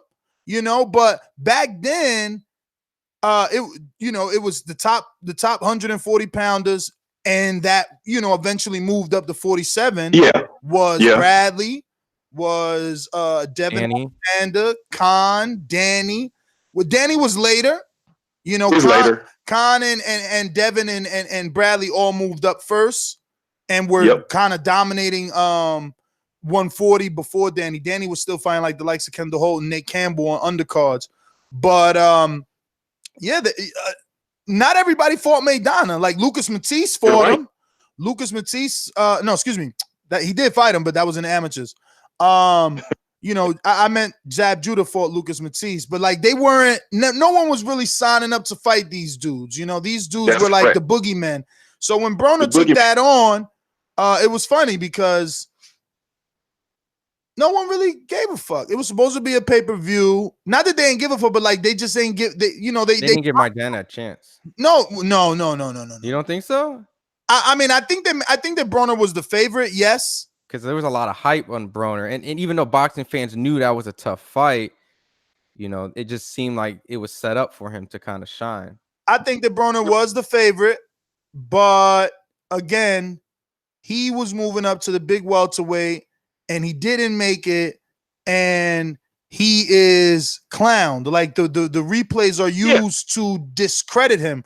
Whereas Mikey didn't throw no punches. Mikey was a sparring partner for 12 rounds, and we're building him up as this martyr. You know, he's a fucking hero now. That's all I wanted to bring up was that. And at the time, Adrian Broner, if he would have took the fight a little bit more serious, I think there would have been a better outcome. Not saying that he would have won, but when he got knocked down and got back up, he fought good. He had Maidana, I think it was end of the 11th. He was stunned walking back to his corner. But at that point, after that fight, the real Adrian Broner it was left in the ring. And then the guy that was out with his head down looking like Martin, that guy is who we see now. He's not the same Adrian Broner. Do you think that he could ever move back down, or do you think he's just not disciplined enough? He'll never get back down at 135, and he'll never be, you know, the man at 140. Like Ramirez beats him, and Regis Prograis beats him. Oh yeah, my boy Regis. Yeah, it's unfortunate because Broner definitely did a lot of great things in moving up in weight classes, and he gets criticized. And I think it's a lot because he's been for a long time, though. How long is his career? Like, that's it? Is he on the later half? They need to just give him to like a Thurman or something like that, or he could go back down to 40, but like he gonna be ducking and hiding there. Like he's gonna fight the nondescripts, you know, or Mike Reed and shit like that, but he won't fight Regis and Jose. But he won't throw shit. I don't even. punches. You know what they should do? Fuck it, man. You know, keep him around maybe another year until Barrios is ready for him at 140. Mario Barrios needs that name. Hey, he does need a name. Adrian Broner says he wants a title coming up here. It just seems like that derailed his career, and now he's like a gunshot. A title? What you talking about? He said he want a title where? He did. He said he wants to get. He still believes in himself. I feel that he needs to fight Jesse Vargas next, just to get that back, just like it. Bruh, rematches are tough. It was a draw. Rematches are tough in itself, let alone, you know, DAZN and Showtime. Yo, Jesse's coming off of 2 draws right now. So Jesse. Exactly. What would it mean to us? Like, oh, you finally beat a dude that just had 2 back-to-back draws. Okay, so Nestor Gibbs is Adrian Broner's manager. What should he do here in the next 2 years? Maidana rematch. If I'm his manager, yeah, he needs to wait for the Maidana rematch, catch this dude before Al gives him too many tune-ups. He could get it on pay-per-view. Okay, so I mean, he needs to float. Danny Garcia. He needs to float. I don't even know. I don't even know if he could beat a Danny. So that's a tough fight. But you don't think it would sell though? Just like that's yeah, it'll sell. But then how do you do the Broner Maidana? You gotta win something. You gotta win something. You can't just keep on getting nigga fights and he ain't winning. I'm saying you can't do Broner Maidana unless he beats Danny. So you can't do that. Then it's like gotta give Jesse Vargas or somebody. He needs some wins. Yeah, but Jesse's on the other side, and we already see. He on his own. Oh yeah. Okay. And we already see he might not be able to beat Jesse. I don't even know that he beats Jamal James. I don't know. I don't know if he beats Jamal James. You know what I mean? But that's a name that's highly ranked in the. You can move someone from 140 to 147. Yeah, you tune up Eric Bonet. Give him Eric Bonet at 140. And I don't know if he beats him. I don't know if he beats Bonet. Bonet was in a tough fight with Porter. Not that Porter had a tough time, but like he still kept fighting. I don't know. Oh shit! What if they give him Sergey Lipinets, bro? You remember they were gonna do that fight before? Come on, man. You know he ain't beating. No, I'm just saying. You remember they were gonna set that fight up last year. Just think about that. That was just beat somebody we know, man. Lamont Peterson. You killed Lamont. I'm just saying, isn't that crazy? Now you about to have Lipinets do what Mikey did and shit, go through the team. Hey, well, I tried, Adrian. Hey, man. Yeah, man. AB just gonna have to Berto, give him Berto, and I don't know if he beats. I don't know if he beats Berto either. Berto's a big puncher. Berto's a big puncher. That's a good fight. No, they saying host is Cito. That's a dangerous fight. Crazy. You crazy? they crazy. That's a tough fight. It's for Broner. No. Omar Figueroa is still a bad fight because Omar Figueroa, he comes in and he throws punches. Fat, little, small, whatever weight he been, he throwing. You crazy? He throw crazy angles. That's right. Give him tension. That's a good fight. Tension. He'll win that. He just needs like 2 victories because all the talk is played out if he's not winning any fights. He won't fight Devin Alexander because they're the same trainer. You know, and a lot of people thought Devin won that Berto fight. So that's essentially like I did. I had Devin winning that fight. So that's like a tough fight there too. I don't know. You know, at 47, it's tough. It's like you said, you got to bring a 40-pounder up, man. Cause Beltran, maybe. Beltran is top rank for life. For life. I know. I'm just going through the 140. Yo, Humberto Soto. He's fighting Jesse Vargas, bro. Exactly. Yo, if Soto this nigga beat Vargas, nigga, he fighter of the year. He fighter of the year, bro. He the truth. Fighter of the year. Come back fighter. No. Okay. I'm just trolling. I'm trolling. Okay, comeback fighter. But comeback fighter for damn sure. Comeback fighter. The right title's coming. Let me go to another caller. IMO, thanks for calling in. Touch Potential. Talk to us. Touch Potential. Yo. What's up, fam? What up? Yeah, man. Yeah, I just wanted to change it up a bit, man. I was driving the other day, man, getting a bit high and shit, man. Just looking forward to the AJ Miller fight, man. Damn, you're the first person to call in and talk about that. Yeah, man. I'm a true English muffin, man. I gotta go and put it out there and thing, man.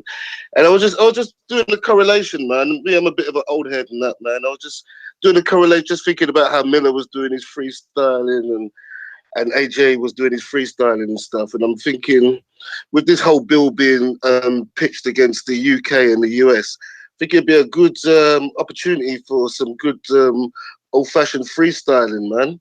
You know, because since that New York has dropped off a bit on the whole rap thing, and I can tell you from a true Brit that British rap is picking it up again.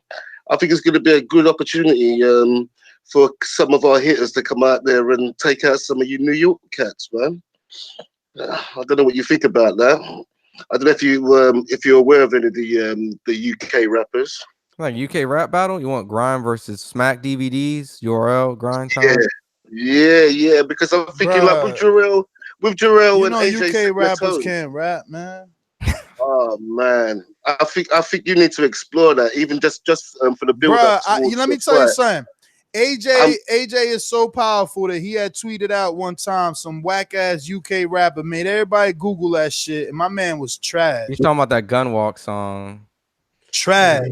If AJ walk out to that in Madison Square, we gonna hit him with tomatoes. If y'all representation is a Muggsy Malone, don't do it, homie. So he had talking the hardest against I can't remember if it was Billion, but none of your rappers ever been on Billboard. B, what Billboard ain't allowed in the UK or something? They can't rank. They've been on like Billboard, like Southern rap, UK genre, hip hop. The biggest UK rapper over here is because of Drake was Skepta. I like gigs now. I'm a little hardcore, so I like gigs, but it's tough to get that UK market over here. Bruh, remember that nigga that hot Billboard that performed with the hot ass jacket on at the KSI Logan Paul? Yo, that was bad. That nigga didn't fucking sweating. I didn't like that, man. That was Skepta. No, that wasn't Skepta. That wasn't Malone. Bugsy Malone. Sound like that basketball player from back in the day. Muggsy Bogues. I do like gigs though, man. Gigs is kind of hard. Man, who the hell is Gigs? Oh, man. Gigabytes? Sound like you got the You CD a wrong with some shit. Bruh. I'm Gigs was on a Swiss beat though. That's cheating though. He was rapping on a Swiss beat though. Name a UK rapper on Billboard, B. Without US help, US producer and US rapper. I mean, no, like you could get a US. Yo, listen, you got a US producer. The ASAP Rocky, the Praise the Lord with Skepta. Bruh, Praise the Lord. That's a feature. We talking about a That's why I was asked, just straight up UK. And that's what I tell people. Don't they all Ness? You hate the UK? No, I don't. I love your actors. I love your actors. Ain't Superman? Yo, hold on. 21 Savage though. Oh yeah, but 21 Savage. Oh, listen, he was so not UK that he escaped from there, changed his name, and acted like he was an American citizen. He just got deported, so like he didn't even want to be over there. He knew it. He like, yo, I'll never make it with this bullshit. Let me go to the US where it's really at. He did. Stefflon Don as well. She's killing it. Who the fuck is Stefflon Don? Yo, Stefflon Don had a song with French Montana, man. Come on, man. You need to get up on things, man. We're here. We're killing it right now. Bruh, features ain't Estelle. ain't cutting it, champ. Features ain't cutting. Like, where's your Drake at? Like, you see, Canada made it hard with Drake. Like, where's your Tory Lanez? Like, y'all ain't got one. Hey, but that's what I'm saying. In movie world, you got like the Henry Cavills and shit, like the dude from Thor. Y'all doing good, man. I'm not gonna lie, I didn't hear any Stefflon Don over here. The last big UK artist I can think of was Craig Davis that just killed the airwaves. Ron, stop helping them because you ain't helping them. Who the fuck is Craig Davis, bro? You don't know Craig Davis? Come on, man. You know Craig Davis from back in the day. The 7 days. Come on, man. Everyone know Craig Davis. Man, honestly, who the fuck you talking about, bro? You don't know Craig Davis. I ain't even trolling right now, bro. Craig Mack, nigga. I know Craig Mack is, nigga. It's an R&B singer. I'm not even. I know Craig Mack too, Mike. I don't know what he talking about. No, John B, nigga. Craig David, man. What was his big song? It was like 7 days or something. He was like this R&B dude. 7 days. Wait, that sounds familiar. You do sound familiar though. 7 days. 7 days also could sound familiar to us because we like Monday, and then on Tuesday, we on Wednesday, and on Thursday and Friday. Yeah, you know what I'm talking about. That's where you saw. That shit was hard. That shit was hard. That's Craig David back in them days. But that's when J-Lo was around. That's a long time ago. Oh yeah. No, he called that shit hard. I never heard of that. Come on, man. You know 7 days was hard because it wasn't like 7 days was hard. Not like J-Lo and like Ja Rule. No, that 7 days was harder than that shit. J-Lo and fucking LL Cool J. That shit, you know what I'm saying? But Craig David, who was that guy? Craig David was hard. When he had that song, that shit was hard. Bro, I don't know who the hell that is, bro. Yeah, man. It sound like a farm. Sound like grow crops for but yeah, there ain't no UK rappers killing the US scene right now, man, at all. Not at all. Yeah, man, I agree. I mean, they're probably killing it in the UK, but I just don't turn on the radio. I'm honest as hell. Like I would assume somehow some of this would cross my radar. Just didn't. There's no UK stuff. Okay, I think that's it. Any final thoughts? Man, not really, man. Just looking forward to this, getting back to the work week, getting back in the gym. Not really much to cover tonight. It was why we had a little bit of fun with it. Yeah, man. What I did want to touch one thing, but I think I'm gonna leave it alone till it plays out. But yeah, man, everybody just keep on grinding, keep on doing your thing.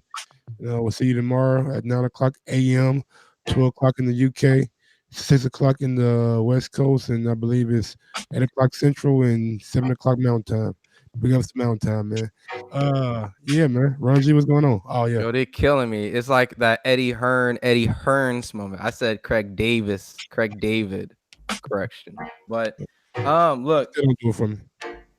All I'm saying is that was really cool. Appreciate Ness obviously from this whole boxing opportunity to allow me to go down to a camp like Deontay Wilder. And I know there's a lot of people out there that hate on Deontay Wilder, but if you had an opportunity to go down just to see a camp like that, just to see a world champion, and you would definitely take it because you're a boxing fan, and that itself was a very cool experience, and I definitely would take that. and put it into all my boxing archives of cool things I've done because of boxing. So overall, though, this week we'll definitely be back. A lot more morning shows, a lot more breaking shows. The Thursday show, fight predictions, all that stuff is back officially here. We're going to talk more Clarissa Shields, Lomachenko, Jaime Munguia. Fights are going to be here on this weekend. So I expect to see more interviews. Deontay Wilder, Jay Diaz, sparring partners, Gervonta Tank Davis. Like, just hit the subscribe button, hit the notification button, and we'll be giving you guys some good news. Also, made a YouTube channel. Hit me up on Fighter IQ. I'll be doing boxing, MMA, and fighting games. That Mortal Kombat 11 is gonna be fire. So, appreciate Ness for helping me out with that. Social media, Ron G FIQ.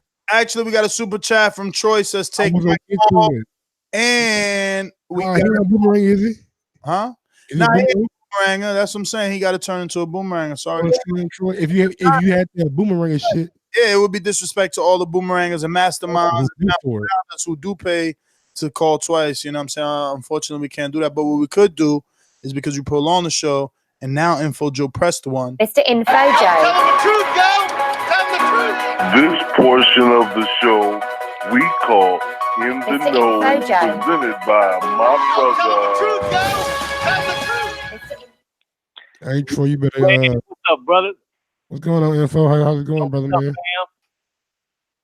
All right, man. Forgot to press one, man. I just wanted to, man, say shout out to my city, South Central LA. Rest in peace, Nipsey Hussle. Shout out to all the Bloods and Crips coming together, and fuck Kodak Black. Man, welcome in LA no more. Yo, I got a question. Yo, is the Pac Sherman fight over? It's not happening now? I mean, we don't know nothing official, but last week it seemed like it was all systems go. I think Pacquiao just doing like a little. I got a bone to pick with you, bruh. Me or this? I know you done pissing me off, right? Hey, man, did I hear you say you called the God MC Rakim whack? Really? Yo, Ness is tripping, man. I didn't. Did he say that? Hey, Ron, and look, and this is exactly what I'm saying. See, look, you're 12 years younger than me. He is 12 years older than me. So you see, you and I still enjoy a certain type of music that is old. My music is old. His is just older. And that's what I said. While driving, I realized I've become Info Joe to your generation now.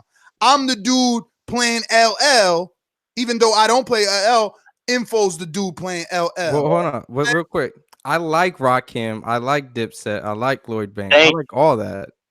And that's cool. But you are like a history geek. I appreciate everything. That's not the average. Like, average people your age don't listen to that. I know. That's old rap for them. You know, it's definitely hard to get people to sit down and bump Rakim unless they're a hip hop. I'm not about to listen to the new school or old school, whatever the fuck they was called, Q-Tip. None of that shit. That ain't for me. Q-Tip? Oh my god! Why you say like you don't? None of that shit. None of that shit. And I came up with Dazn Effects. Listen, I'm from Jersey. I came up with Dazn Effects, and I used to fuck with it back then. But some rappers just can't transition. Like, me and Ron was on the way back listening to Benny Siegel album, the first album, The Truth, and it didn't feel like it was out of era. You know what I'm saying? Some rappers just ain't good, man. Niggas ain't good. You can't last in every decade. Rakim, man, he put the star in the bar. Bro, Rakim was for your favorite rapper. No, your favorite rapper listen. is Jay-Z, right? It don't matter that he influenced or that Rakim did change the game, though. It don't matter that he influenced or that my favorite rapper looks at him as an idol. Rakim ain't LL. Rakim ain't Jay-Z. And Nas ain't Jay-Z or LL. I'm talking about people that could transition from decade to decade. Decade to decade. It's only a certain amount of rappers that could do that. Rakim wasn't one of them dudes. He was stuck in that old, back in the day, word is born Info Joe. I see you in the street. Man, nobody want to hear that shit no more. We don't rap like that no more. That's why it ain't no room for Wu-Tang no more. Nobody don't rap like it that wouldn't no be more. no Jay-Z or Nas or Tupac without Rakim. Bruh, it wouldn't be no fighters Trust. without Ali. I get you. Don't mean we sitting around watching Yeah. old footage anymore. How many old fights you watched this week? Last week? The week None. before that? Exactly. How many Rakim songs you heard Yeah. this week? Last week? The week before that? Exactly. Stop it. Rakim. Yo. Hey, he top five of all time. He don't even fit. He don't even fit in the all-time list. You man, stop it. You need some real hip hop heads Bruh, on here man. to tell you the truth. I can't. Juice, I got enough to go around. I can't and get the thoughts jiggy with take those place songs, uptown. man. I grew up on the sidewalk where I learned street talk and then talk to whole New York. Come on, man. I'm from LA and I still know he the guy. Them in flows, man. Come on. Them flows wasn't tight, man. Them flows wasn't tight. Big Daddy Kane style, like that shit. You can't. None of them dudes could get in the cipher right now and rap. They gonna be laughed at. Oh my God. What you mean? Boy, you tripping? Nah, Rakim definitely could. Rakim right now, nigga. Yeah, Rakim can rap, bro. He can go in a cipher. Don't say he can't do no cipher. Now, dudes now they can't do ciphers. Hold Hey, on. what's homie name with the long dreads? Hold up. It was my statement that caused this. So let me. You telling me you could put Rakim in a cipher with Lloyd Banks, Fabulous, Styles? Yes. Styles P. Yes. Yep. Yes. Yes. Yes. Send me, tag me with the one song that shows that he's that. Man, I'm done with y'all, man. Rakim is very, very out of that era. Rakim pretty much one of the few. Yeah, he's a lyricist, my nigga. He come up with words, my nigga. Rakim is one of those dudes that can though. He don't transition decades, man. Rakim, if I play a Rakim, you said a cipher. You put him in a cipher that spit. He can do that. He can do that. Which means, listen. Don't sweat the technique. Listen. There's certain guys that can. Nigga still biting Rakim nigga to this day. Talking about nigga. Man, you crazy, bro. Nigga, it's at nigga. Wait, bro. But I respect it. I respect the angle that Ness is doing, even though I disagree. I can't see nothing. Listen, I feel the same way about boxing. I can't see none of them old dudes beating none of my dudes. That's all I'm saying. I put Jay-Z against all them dudes. Just like I put Fab against all them dudes. I put Drag On against all them dudes. You said Drag On. You talking about you? No, Drag On is a dude who really can't do nothing, bro. And that's what I said. He ain't even popping. You can't even compare Drag On to Rock. Dude, Drag On can spit though. Drag On can spit though. Hell yeah, he can spit. They can't spit. That nigga can spit. Rough Rider days. My man said paid in full. My man said paid in full, still banging. I bet you don't play that shit no more. And if you do, we looking at you. I still play it, Ness. I still play it. I still go back and I play the old hip hop, man. Because this new shit don't turn me on, man. Ain't no bars. But hey Joe, that's the whole point. Just remember. Tell me y'all niggas ain't put on motherfucking Easy nigga 6'4". But real quick, we gotta hold on. What's everyone's age in the chat though? Shit just don't die. I want to know everyone's age in the chat because I feel like this is an older fucking Ice Cube and none of that shit. This is an older crowd because I see people talking about Drag On. Like you gotta. I want to hear 20-year-olds talking about Rakim. Fuck your good day, nigga. Damn, right? Yeah, you tripping. America, hey, Ice Cube, man, one of the best writers. It just wasn't my flow. It just wasn't my flow. Like, this is an older chat. Real quick, Ness, real quick. I just want to know everyone's age in this chat. West Coast rap till game. Straight. What? That's it. What? That's it. Ice Cube would eat Game up. Game and Kendrick, man, because they would this Shout era. out to my nigga Mac Dre from the Bay, man. Rest in peace, homie. Yo, Troy, man. Troy, man. He said, fuck your good day, Nestor. Nigga, Snoop Dogg. Come on, man. You got motherfucking hey, but this is cheat. Hold on. This is cheat. This is cheat. What? Whoa. Hold on, Ron. A bum. Who? What? A bum. He had one good project in that shit. Wait. They said you had one good project. Who do you say though? I didn't hear what you said. Snoop. Bum. What? Bum. If you was to ask all of them who's their favorite rapper, they would say Rakim, Ness. If you was to ask Jay-Z, Nas, I wouldn't give a fuck. Who was their favorite rapper? They would say Rakim. Listen, I wouldn't give a fuck. Snoop made a song living in a Converse, bruh. Bum. That shit was hard, nigga. Yo, matter of fact, the only song I give Snoop credit for is when he finally linked up with my man Pharrell. Nope, when he linked with Pharrell and they went to Brazil. That's it. Yeah, beautiful. That's what I'm saying. That was when he got that second. Hold on, wait. He got that Laylo song though. Laylo. The only reason Laylo was nigga, hard, what about bro. that motherfucking next episode, my nigga? Come on, man. And the only reason that was hot was because it was Brazilian girls. Get out of here. With next episode was hard. Yeah, Iconic 2001. You know what it is? Y'all just soft, man. Y'all afraid. It's like, oh, he a legend, man. Fuck out of it. Snoop. No. I'm not going to discredit nigga. I just think that's his. You gotta understand, nigga. When he came out for you, I was like 11 years old. So to me back then, that shit was fire. That shit was hard, man. Fire. You know what? Let me tell you something. That's because we all grew up in different places. You know what I'm saying? Maybe you was one of them 187 dudes. That ain't my MO. I'm not a killer. You feel me? So that wasn't my shit. That wasn't my shit. That wasn't my shit. And on top of that, his lyrics is bubblegum, B. Like I pull up a song right now. iTunes will give me the lyrics and you'll see the shitty ass words he uses. He ain't good.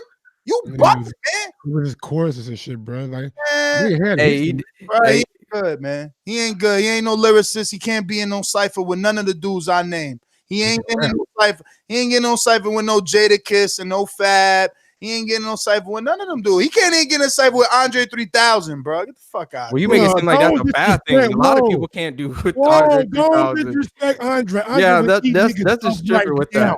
There's like anybody. Let me tell you something. I love this debate, right? Because there's so many of you Southern motherfuckers think Andre is good. When he rapped in a real cipher, show me tag me the fucking. Have you heard bars though, nigga? Don't even do this. You're giving yourself a grade right now. Let me talk. Tag me when he was in a song with some hot niggas. Tag me like you could tag Eminem with Jay-Z. Tag me like you could tag Jay-Z with every fucking body who's been hot. Let me talk. No, you talking bullshit though, because you know what we talking about. How you hot if you ain't know if you hot? How you hot if you ain't know what your is? How you hot if you ain't know what your is? Get a song with like 12, 10 motherfuckers. You about to motherfucker, boy, you about to die right now. All right, who you? Yo, 3 Stacks is awesome, man. All right, well, tag me the song that he did with a fire rapper. Bro, he did one with your dude Jay-Z, man. Just go back and listen to that. Bro, everybody does a song with Jay-Z, man. I'm talking about some shit that's in it, like lyrics, man. Like what was the song we was listening to with Ja Rule? 100 Bars. How many dudes was on that track, bro? How many top lyricists was on that track? How many times people have done that? How many times? Like where his resume at? I'm about to kill him. Bro, dude, I remember at that time when they had the Source Awards and they had like the East versus West. No one disrespected Outkast, man, because of 3 Stacks, man. And that's They knew because that was that dude that all I want you to do is show me a song where he's on some, like, I don't know, defensive shit, where he defending his hood or he battle rapping. Bro, he's not a battle rapper. You say rap, nigga, bars, nigga, right? We ain't just about talking bars, nigga, ain't about lyricists, ain't about delivery. Listen, if it's a cipher, Michael, if it's a cipher, it's got to be battle rap. You know what I'm saying? It don't have to be a battle rap in a cipher, nigga. You got to be battle. You love Drake. I mean, LL. You brought up LL Cool J too. Like, let's not even go to Cannabis killed LL Cool J, even though he didn't have the star power to do nothing about it. You just wasting saliva because I didn't bring up LL in relevance. I didn't bring him up as anything, as a point of me saying he was great, other than saying that he transitioned to different eras. I get it. Other than that, all right. I'll retract that. No, and I'll just add to that. He only did that because he had the love of the ladies, a couple of lick of the lips, and a song about a girl here and there, and he was able to, go 30 years. But we're talking about actual lyrics that make you go on and on and on and on. Like Jewels came out, he was hot, then he wasn't. Come come out and they can still be out. Like, even though Bama Bo talk about Walk It Out remix. That was hard. Even though I don't like Snoop, he's a dude that's been around forever. Bama Bo, I'm putting all this shit in the chat right now. 3000's been around since that era. Bruh, show me his features with fire rappers other than Jay-Z, who's a fucking icon, bruh. Like, I just gave you Jay-Z, Jeezy. No. Like, I just gave you I gave you Devin the Dude, Jay-Z, Jeezy, Lil Wayne, Snoop Dogg, Ricky Ross, T.I., Jeezy, Jay-Z, Drake, UGK. How many other Hall of Famers do you want on this man? Mike, we talking about Cypher, like that's a feature. Everybody's on. You said give you some bars, nigga, where he's spitting. Oh, okay. I just gave him where he's spitting. Oh, those are songs. He's killing bars, nigga. Eat them hoes up. Listen, I didn't know those were songs you want me to listen to, because I can send you a list of fucking features J-Lo did too. You know what I'm saying? Like, it don't mean nothing. Features don't mean nothing. I don't for features. Hey, you remember Ben's friend, Mike? If you're on a feature with Jay-Z and Jeezy and Drake, and you have the best fucking verse on that feature, you killed them. That means something. You tripping, Yo, Mike, listen how you do. Ness ain't gonna agree though. He got a different flavor. No. Emphasize the one that you're saying he's better than Jay-Z, Jeezy, you said? Jeezy and Drake. Oh, wow. Tag me on that, please. I do. Well, to be fair, Drake's been singing in all the 3000 songs. You talking about Deuce's remix, and so it's an unfair comparison because you can't do. No. Drake is actually rapping, and what song is that? I do remix. Oh, I think I remember. Hold on, that's a throwback. I forgot about that. Don't come to what remix shit, bro. I do remix. Yo, let me pull this up. Session, man. I do remix. No, it's on yeah. No, it's on TM103. Yo, that's the song I was thinking of. I didn't know Drake was on that. Before, please, bro. But I heard this, but this was actually a good song. But let me go pull up the lyrics on iTunes. I got this on I actually have this album. Man, I think you got so much shit. But that's a club song. Yo, these niggas is bums, man. Get out of here, bro. That's a club song. I see some ladies in here tonight. Yo, this dude, you bugging, bro. Hey, but you don't like Pusha T either, though, right, Ness? Nah. See, we just have to just disagree, man. It's just and that's all it is. But I ain't hating on Ness's choice, because, like I said, that car ride, he was bumping Siegel, he was bumping Lloyd Banks, he was bumping Dipset, Jewels. I had a lot of respect because he was bumping that old school Diplomatic Immunity, man. Like he was bumping Old Mace. So I know Ness got a style, is a respectable style. You got Jadakiss in there, you got Styles P playing. He don't like everything out there, but its flavor ain't bad though. In that car ride, I was actually very enjoyable. Listen, this is one of the few albums that I still have, because iTunes transitioned from purchasing to just had the hunger for more. I have Hustler's Ambition. Okay, this is in my shit, but I didn't even know Andre was on this shit.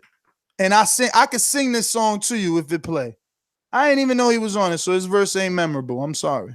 Oh God, look how he did you like that. It just ain't. I don't know how he's saying he did better than Jeezy and Jay-Z on this. When I'm just being honest, I didn't remember him, but it's unfair. I have to go back, I guess, and listen to it. But I'm looking at the words, and there's nothing sticking out to me. I do fuck with Joyner Lucas. Joyner Lucas. Say what? You gotta hear somebody rapping the words, man. I can't hear you. You have to hear somebody rapping the words. After the show, I'm gonna play it. Yo, Troy said Nesta mad because there's no Dominican rappers. There's actually a few.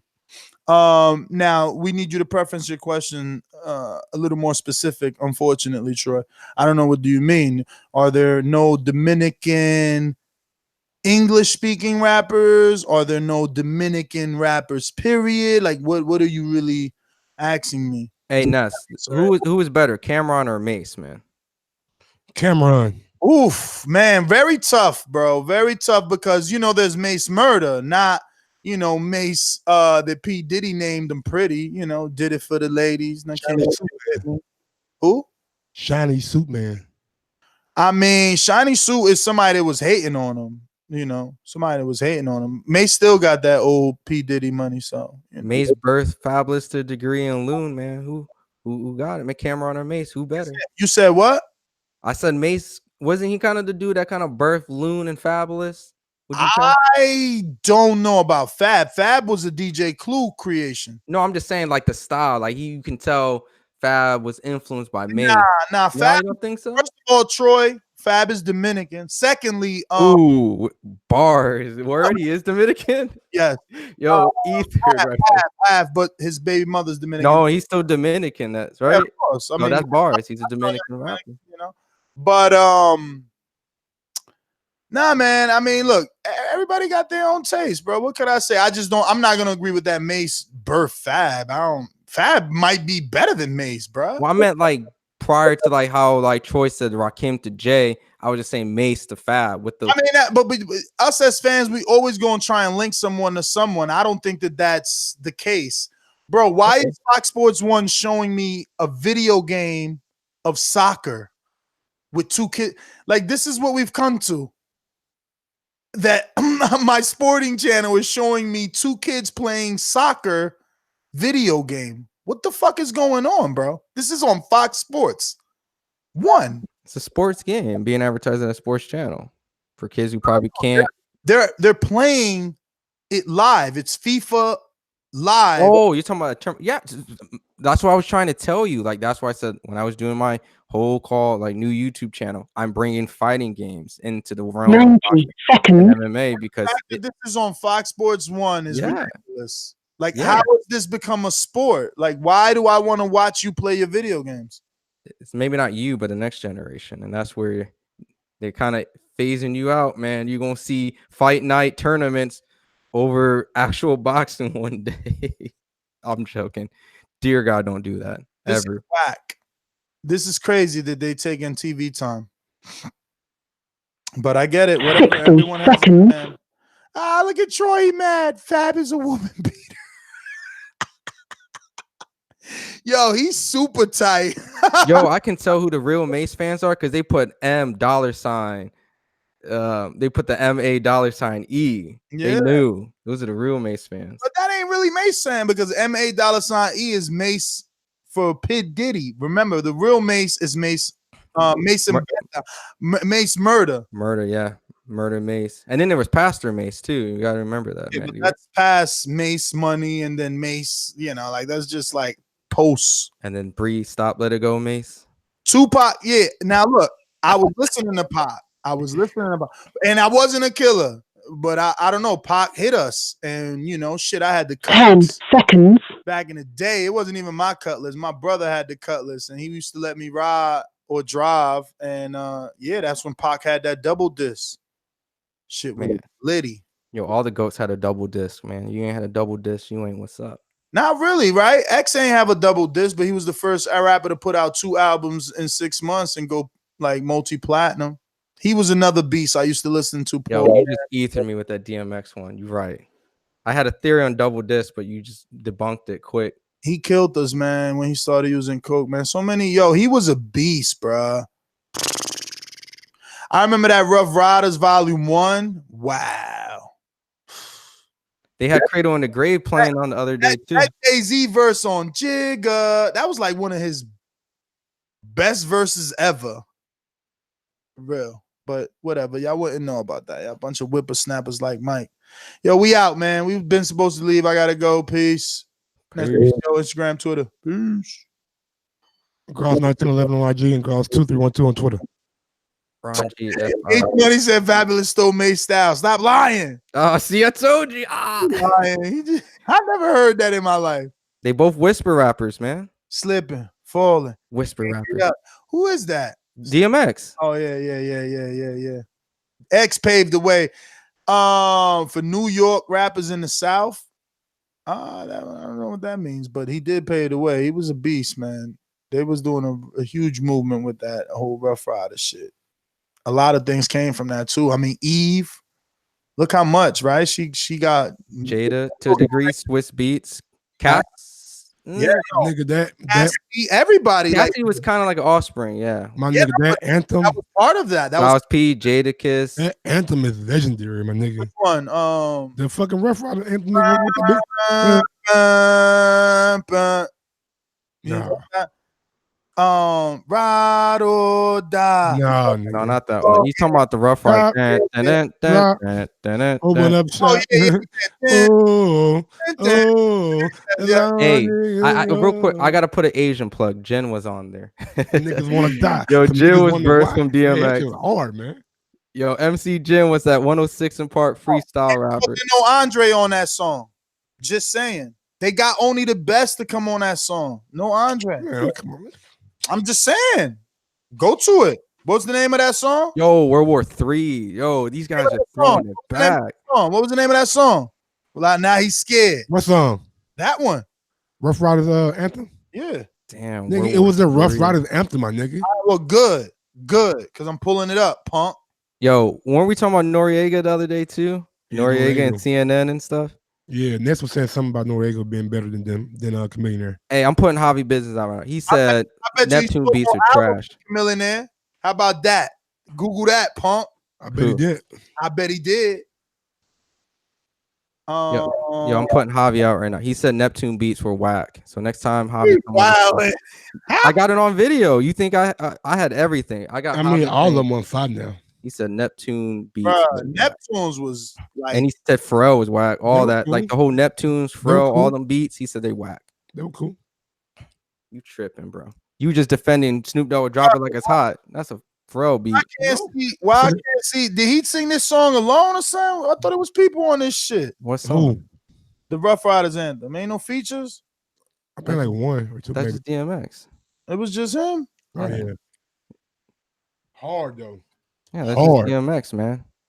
You thought I had the whole squad. That's what you think. Bruh, I bet you there's a remix or some shit. Oh, I'm sure all them remixes back in the day, like DJ Who Kid, DJ K Slade, Green Lantern. Man, there were so many DJs back in the day. Clue. Fuck, I can't remember all of them. Mike came in with the Southern Smoke Time, the DJ Drama. The Gangsta Grills, my nigga. Gangsta Grills. NO said name your top 10 of all time. No, I'm horrible, man. I ain't gonna name nobody from this generation. Maybe Drake. Drake, my man. I throw Weezy in there. If it's 10, maybe does Weezy fit in that motherfucker? It's kind of hard not to put him in there, even if you don't want to put him in there. You gotta. No, I like Weezy, bro. I just don't like all of Weezy. Like there's some, I've been through the whole bling bling to the Carters dedication. So it's like Rockstar Wayne. Somewhere I cut out. Yeah, I even tried some of the Rockstar Wayne. I'm keeping it real. I even tried some of his because like I was such a fan. It's like fuck it.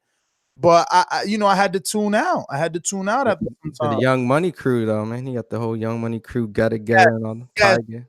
None of those stuck out to me. Obviously, Nicki Minaj, Drake was the only one, and Drake out of Tiger. that. What about Tiger? Tiger made a career out of it. He did, but he only had, like I told you, you and I talked about on the ride up. He only had that one song I fucked with, which was like one and one. No, he had Rack City. Nah, dog, like I said, only one I fucked with. Oh, okay. That's all right. That's fair. I mean, there's another one on my playlist. I won't lie. It's called like "You Should Move to LA," but that got rebirthed though. That just happened. It was like you know how you like have a playlist and it just updates, so they put that in there, and it just became like a song I listened to. But Tiger's trash. That's what Soulja Boy. He was like Tiger. Soulja Boy ass too. Hey, Soulja Boy had a lot of songs on the Billboard, if you liked them or not. I mean, Tekashi had a lot of songs on the Billboard. Oh, you remember he said he birthed Drake, man? Lyrical, don't mean it was lyrical, though. Soulja Boy said he birthed Drake, though, man. Tell me what's really going on. I don't know what he talking about. He did, man. He put Drake on his first tour. I don't know what he talking about. Nigga, we made it? I don't know, man. That shit was actually kind of hard, man. Yeah. That beat though. Eminem definitely in my top 10. Yep. What about Biggie? You a Biggie fan? Nas fan? I'm a Biggie fan, bro. I'm a Biggie Nas? fan.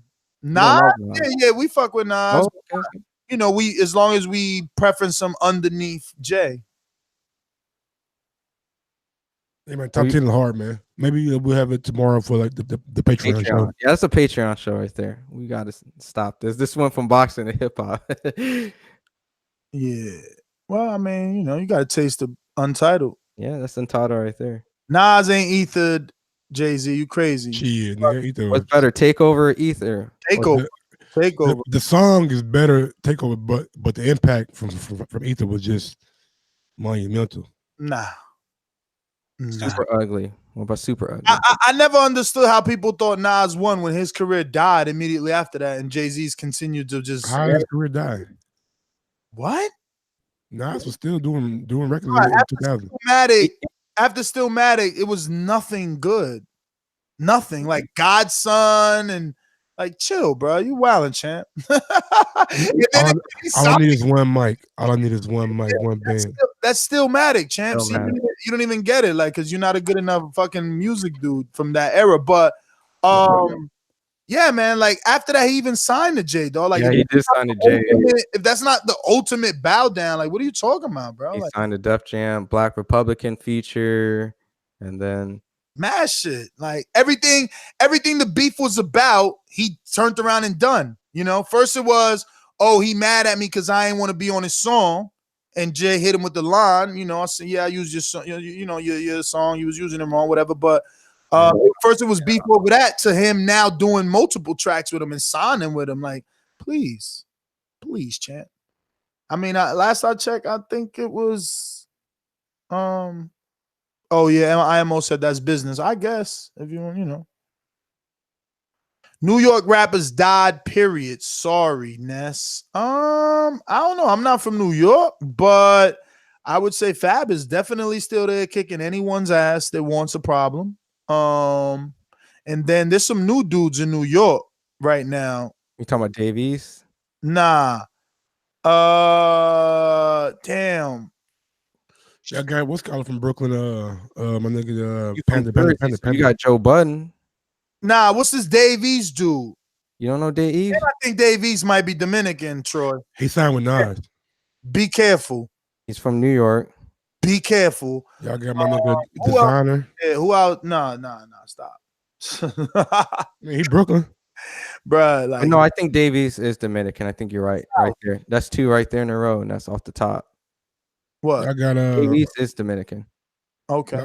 Y'all got, they got someone else though. Is a raspy little young voice sounding dude. He sound dope though. Name some. Ron don't know. You ain't even from New York. I listen to more Davies and. I'm sure Troy Ave. That's one of them. Oh yeah. Troy Ave was a while ago though. He was in that shootout though. I fuck with Troy Ave. He got some shit too. He loved the 50 Cent, man. He loved old 50. I ain't gonna front. I was a little fan of my man is locked up, and he had the little movement before Tekashi. You know, I like Murder. Oh, you talking about Bobby Murder? I did. I was a little fan. Like lyrically, he wasn't all that, but like some of their songs, I liked it. You know, obviously my life is now on the internet. They had this song called Computers. I was feeling that. A lot of people like Don Q. I see in the chat. Yo, that's funny. They saying that Don Q. I'm like, yo, why I keep seeing that? You know, Don Q must be Spanish because there's a Don Q in Spanish that's out right now. So I don't know. I heard some Don Q, man. He has a lot of songs out right now. He's more new. I think Tory Lanez dissed him. That's probably why you know him. That's Tory Lanez, another one I fuck with. Tory Lanez dissed. We called him Don Queen. I like my little nigga named Roddy Rich, man. Nigga been growing on me. Roddy, but that must be the Bobby Shmurda movement, right? I like this dude named Joyner Lucas, man. Yeah, Jonah pretty hard too. He was T.I., right? Heard of Jonah Lucas. No, Joyner's just Atlantic. Yo, I'm out, bro. I gotta eat. You know, this is Untitled. Catch us tomorrow. Peace. But Jonah is with